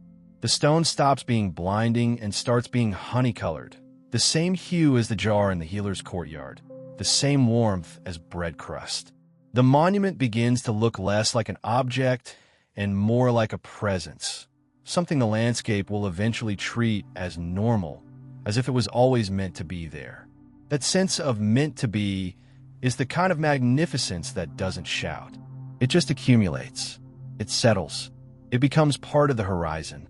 And as evening approaches, the horizon invites your attention back to the walls where stories are painted. Because after building in stone, Egyptians also built in images, filling tombs with scenes designed to keep life continuing in another way. The pyramid's honey-colored face fades behind you as evening settles, and the desert starts doing what it does best, quietly swallowing excess noise until only the meaningful sounds remain. You follow the pull toward painted walls, because Egypt never leaves a surface alone when it can turn it into a story. The landscape shifts from open sky and stone silhouettes into a place where the cliffs feel closer, where the air is drier, where the world looks like it's holding its breath. A tomb entrance doesn't announce itself with fireworks. It waits. It's cut into rock or built low and deliberate, designed to be overlooked by anyone who doesn't already know it's there. That secrecy isn't just drama. It's security. If you're going to stock a room with precious objects, food, tools, and symbols meant to last beyond a lifetime, you don't exactly want strangers wandering in with free souvenirs energy. You step inside and the temperature changes again. Cooler, stiller, the air holding a faint mineral smell like stone that hasn't had to deal with weather in a long time. The light becomes a narrow beam from your lamp, and everything outside that beam disappears. It's instantly calming in a strange way. The world becomes small. Your attention becomes obedient. Then the walls light up, not literally, but emotionally. The moment your lamp's glow catches the painted surfaces, you realize these tombs were never meant to be blank caves. They were meant to be equipped, like a well-packed travel bag for an uncertain journey. The paint is not random decoration. It's instruction. It's protection. It's reassurance laid down in color and line. You see scenes of daily life. People harvesting grain, carrying baskets, tending animals, fishing, making bread, brewing beer. The same bread and beer that kept workers moving on the pyramid site now show up again. But here they're doing a different job. They're telling the person inside this tomb, you won't be abandoned. The rhythms you loved in life, fields, markets, kitchens, are still available to you. Continuity is the point. There are also scenes that feel more formal, more symbolic. Offerings presented, gods seated, ritual gestures repeated with that familiar Egyptian precision. Repetition in a tomb isn't boring. It's stabilizing. It's the same logic as stretching ropes after a flood or counting decans across the night. If you repeat the correct forms, the world stays aligned. And the writing, those lines of hieroglyphs, flows along the walls like a river of meaning. You don't need to read them to feel their intention. They're not here to impress you. They're here to work. Words in Egypt weren't only communication. They were tools. A phrase written correctly could protect, guide, and establish order the way a wall establishes shade. This is where the idea of the afterlife becomes strangely practical. For the Egyptians, whatever came next wasn't supposed to be a chaotic mystery with no rules. It was a journey with steps, gates, questions, and required answers. An administration of eternity. And if that sounds funny, it's because it is, a little, but it's also deeply comforting. They took the scariest unknown, what happens after you die, and tried to give it a map. That map shows up in collections of texts we often bundle under the label Book of the Dead, though it wasn't one single book in one single form. It was more like a customizable toolkit of spells and instructions, chosen and copied, depending on time, place, and budget. Even immortality, apparently, comes in packages. You can almost hear the gentle sarcasm in the concept. Would you like the deluxe set with extra protection, or the standard package with the essentials? The essentials were about making sure the person could move, speak, breathe, and remain themselves. Identity mattered so much that the preservation of the body became part of preserving the person. That's where mummification enters, not as a spooky horror image, but as an elaborate act of care and control, a way of refusing to let chaos claim the body completely. Mummification wasn't the same for everyone. It existed across levels. Simple burials for many, more complex preservation for those who could afford it. But the underlying desire is universal. Keep the person intact enough that their name, their identity, their presence can continue. The process, when it was done in full form, leaned heavily on materials you already recognize. Linen again, natron again, oils and resins again. The same substances that made daily life cleaner and calmer also became the substances that made the body stable and protected. It's continuity all the way down. Natron is especially important here. You've already met it as a cleaning agent, that naturally occurring salt mixture used to cleanse and dry. In mummification, it becomes the quiet workhorse, drawing moisture out, discouraging decay, helping the body become dry and stable in the desert's naturally preservative climate. No dramatic magic, just chemistry and patience, Egypt's favorite pairing. You can picture the careful rhythm of it, the body prepared, dried over time, then wrapped in linen and layers that feel almost like architecture. Wrapping isn't just covering, it's structuring. It turns a fragile form into something protected, reinforced. Between layers, resins and oils might be applied, sealing and scenting, making the bundle feel less like loss and more like care. The result is not a costume. It's a cocoon of continuity. Amulets are placed among the wrappings, small objects with large intentions. You remember the scarab, that stubborn symbol of becoming. In a funerary context, scarab amulets often connect to renewal, to the sun's journey, to the idea that life keeps rolling forward even when it changes form. You see other amulets too, protective eyes, symbols of stability, little shapes that act like spiritual tools tucked into pockets. There's a particular focus on the heart. Egyptians didn't treat the brain the way modern people do. They placed deep emphasis on the heart as the center of personhood, thought, memory, conscience. The heart mattered in judgment scenes you'll see painted, the weighing of the heart against the feather of Maat. That image is one of the most quietly powerful pieces of Egyptian imagination. It's not about terror, it's about balance. Your heart, your inner weight, should be light enough, true enough, aligned enough to match the feather of cosmic order. In that scene, Maat isn't just an abstract concept. She's often personified, and her feather becomes the standard. Anubis, that jackal-headed guardian you sensed at the edge of desert life, appears as a guide overseeing the weighing. Thoth, with ibis associations, records the result. Of course, he records it. Even divine judgment has paperwork. If that doesn't feel extremely Egyptian, nothing will. The idea behind the weighing is moral, but it's also soothing in a strange way because it imagines a universe that cares about fairness. Not randomness, not arbitrary cruelty. A standard exists. A balance exists. Even if you're anxious about being judged, the presence of a clear framework can feel calmer than chaos. The feather says, there is a principle, and principles are less terrifying than the unknown. Tombs also include practical objects meant to support continued existence. Vessels, furniture, tools, sometimes even games. Food and drink offerings appear in images and in real items, because you can't exactly be expected to continue without snacks. The Egyptians were not ashamed of the body's needs. Continuity meant continuity. If bread mattered here, it mattered there too. That's why you see offering tables carved in stone, lists of offerings painted, prayers written to ensure sustenance. Words again doing work. A phrase written on a wall becomes an ongoing offering, repeating forever without anyone needing to show up daily with a basket. It's an elegant hack. Turn language into an eternal delivery schedule. And then there are the shabtis, little figurines meant to act as helpers in the afterlife. They can look simple or beautifully detailed, sometimes inscribed with words that assign them a role.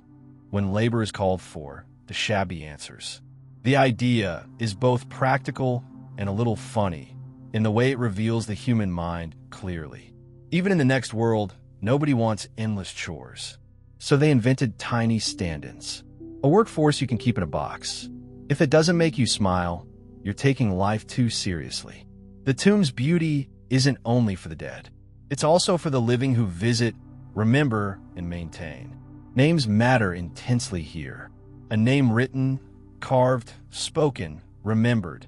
These acts keep a person present. Forgetting a name is a kind of second death. So tomb walls are full of names and titles, framed and repeated, wrapped in protective shapes like cartouches for royalty. The insistence is almost tender. Do not let me vanish. Of course, humans also bring anxiety into this system. If continuity matters so much, then anything that threatens it becomes terrifying. Tomb robbery, for example, was a real problem across Egyptian history. Precious materials attract hungry hands. So tombs were hidden, sealed, protected with architecture, and sometimes with warnings that later people turned into dramatic curses. The reality is less Hollywood and more human. People try to guard what they valued, and other people try to take it. That tension makes the whole funerary world feel even more alive. It wasn't a static set of beliefs. It was a lived practice shaped by economics, politics, fear, hope, and the daily reality that nothing stays safe forever unless you keep maintaining it. Even the idea of building tombs deep in valleys and carving them into cliffs is partly about protection. Make it hard to find, hard to enter, hard to steal from. It's security as architecture. Inside this tomb, though, the mood stays gentle. The painted figures don't scream. They move in calm profiles, offering, walking, presenting, guiding. The colors, when they survive, feel warm, steady, intentional.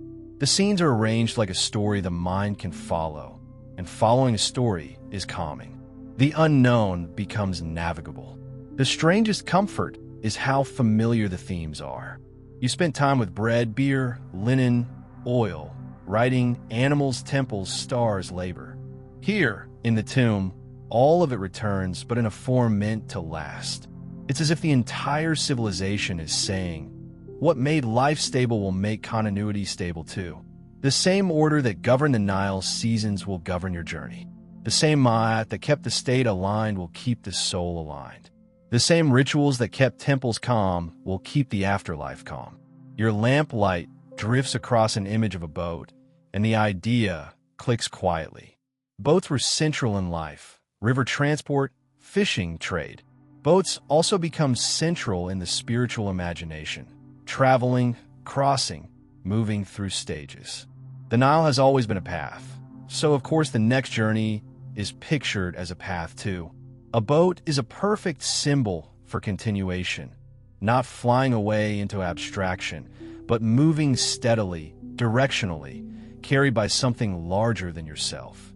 You step deeper into the corridor and feel the hush thicken. The stone holds coolness like it was designed to preserve not only bodies, but atmosphere. Your breathing slows without you forcing it. The painted walls keep their calm repetition. The story keeps unfolding in front of you, not as a dramatic finale, but as a careful preparation for the deepest Egyptian promise. That order can outlast endings. And that promise is about to lead you into the most intimate part of the whole worldview. The moment where all the symbols, all the rituals, all the engineering, all the star maps and bread rations and incense clouds converge into a final image of magnificent control, a civilization trying to choreograph eternity itself. The tomb's hush stays with you even as you step back out into open air, like cool stone clinging to your skin for a few extra seconds because it refuses to let go of you too quickly. The night is fully settled again, and the desert has that clean, almost polished darkness that makes every star look sharper, more deliberate, as if the sky decided to stop being decorative and start being precise. You stand between worlds that Egypt mastered better than almost anyone. The living world of bread ovens and beer jars, and the enduring world of carved names and painted instructions. The gap between them isn't treated like a cliff. It's treated like a corridor. That's the quiet genius. Egypt didn't build its greatest ideas on panic. It built them on continuity. The river is nearby, and you can hear it without seeing it. That soft movement in the dark that feels like someone turning pages very slowly. It has been feeding fields, feeding people, feeding temples, feeding pyramids, feeding the scribes who never stop counting, and feeding the artisans who never stop polishing. It's almost comical how much of this epic civilization runs on the same essentials, repeating like a lullaby. Water, grain, linen, oil, words, and the stubborn human desire to make life feel ordered. You look up again, and the stars are still doing their steady work, and you can feel how the Egyptians stitched these two motions together, the sky's slow turning and the Nile's slow current, until the whole universe felt like it had a schedule. Sirius returns, the flood arrives, fields renew, grain grows, bread bakes, beer ferments, temples smoke with incense. The king performs stability, craftsmen carve permanence, and tomb walls promise that even endings can be organized. It's a worldview that sounds grand because it is grand, but the strange comfort is how domestic it stays. Even the afterlife, in their imagination, needs food and drink and clean linen.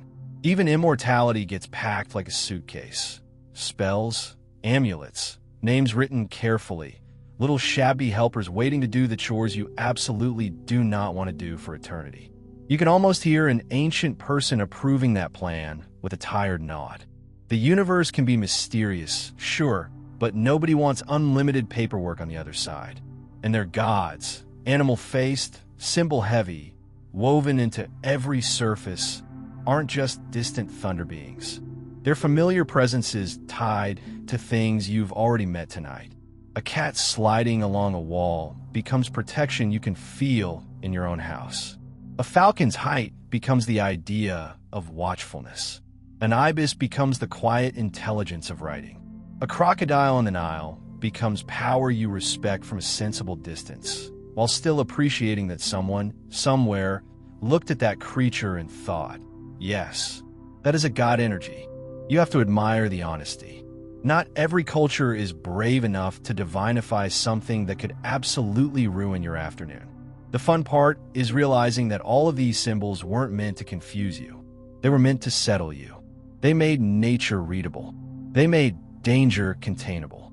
They made the river's unpredictability feel like a cycle rather than a threat. They turned the vastness of life into patterns you could hold. On an amulet, in a prayer, in a painted scene of bread being baked the same way it always was. Even the pharaoh's towering image, calm face, perfect posture, crown stacked like confidence, was doing the same job. It was a public promise that chaos was being handled somewhere else, so you could focus on your actual life. You didn't need to personally wrestle the universe into order. The king, the priests, the rituals, the records, the whole machine of Egypt would do the wrestling for you. All you had to do was keep the bread warm and the household steady. Honestly, it's not the worst division of labor. Behind that promise, you can still feel the reality. The work crews hauling stone, the damp sand under sledges, the ropes creaking, the chants keeping bodies in sync, the scribes tracking rations because nobody pulls a block on an empty stomach. The pyramids don't become less impressive when you see the logistics. They become more impressive because the true miracle isn't mystery. It's cooperation. It's thousands of ordinary days stacked so neatly that they turn into a shape the world can't forget. And the tombs, cool, painted, carefully hidden, aren't only about fear of death. They're about refusing to let life become meaningless. When you cover a wall with scenes of harvest and fishing and bread making, you're saying those ordinary moments matter enough to preserve. When you write a name again and again, you're saying identity matters enough to protect. When you align a temple to the sky, you're saying the universe is structured and you want to live inside that structure, not outside it. It's easy to imagine the night after a festival, when incense still hangs faintly in the air and the streets are quieter than usual. People return to rooftops, stretch out on mats, and let the coolness sink into their bones. Somewhere, a pot of water sweats itself cold in a porous jar. Somewhere, a last cup of beer is shared, thick and grainy, comforting in its simplicity. Somewhere, a cat curls into a warm spot like it personally invented sleep. And somewhere, a scribe, because there is always a scribe, finishes a line of ink and finally stops writing long enough to blink at the stars. The same stars keep turning, and you can feel how the Egyptians used them as reassurance. Decans rising like quiet milestones. Northern imperishable stars circling without ever leaving. The night itself behaving. A sky that doesn't demand anything from you except that you look up and accept its steady patience. You can almost feel the whole country in that moment. The black land hugging the river, fertile and busy. The red land beyond it, silent and relentless. Temples and villages and work camps threaded along water like beads on a cord. The cord is the Nile. The beads are lives.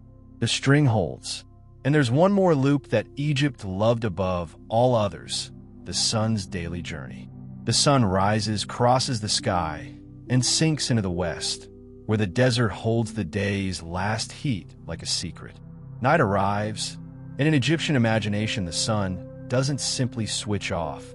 It travels through darkness, through a hidden path, protected and challenged, guided and renewed, until it rises again.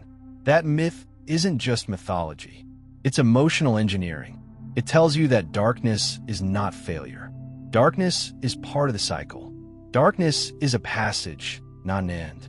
So even when you think of the underworld imagery, boats moving through night waters, gates, guardians, questions, it doesn't have to feel scary.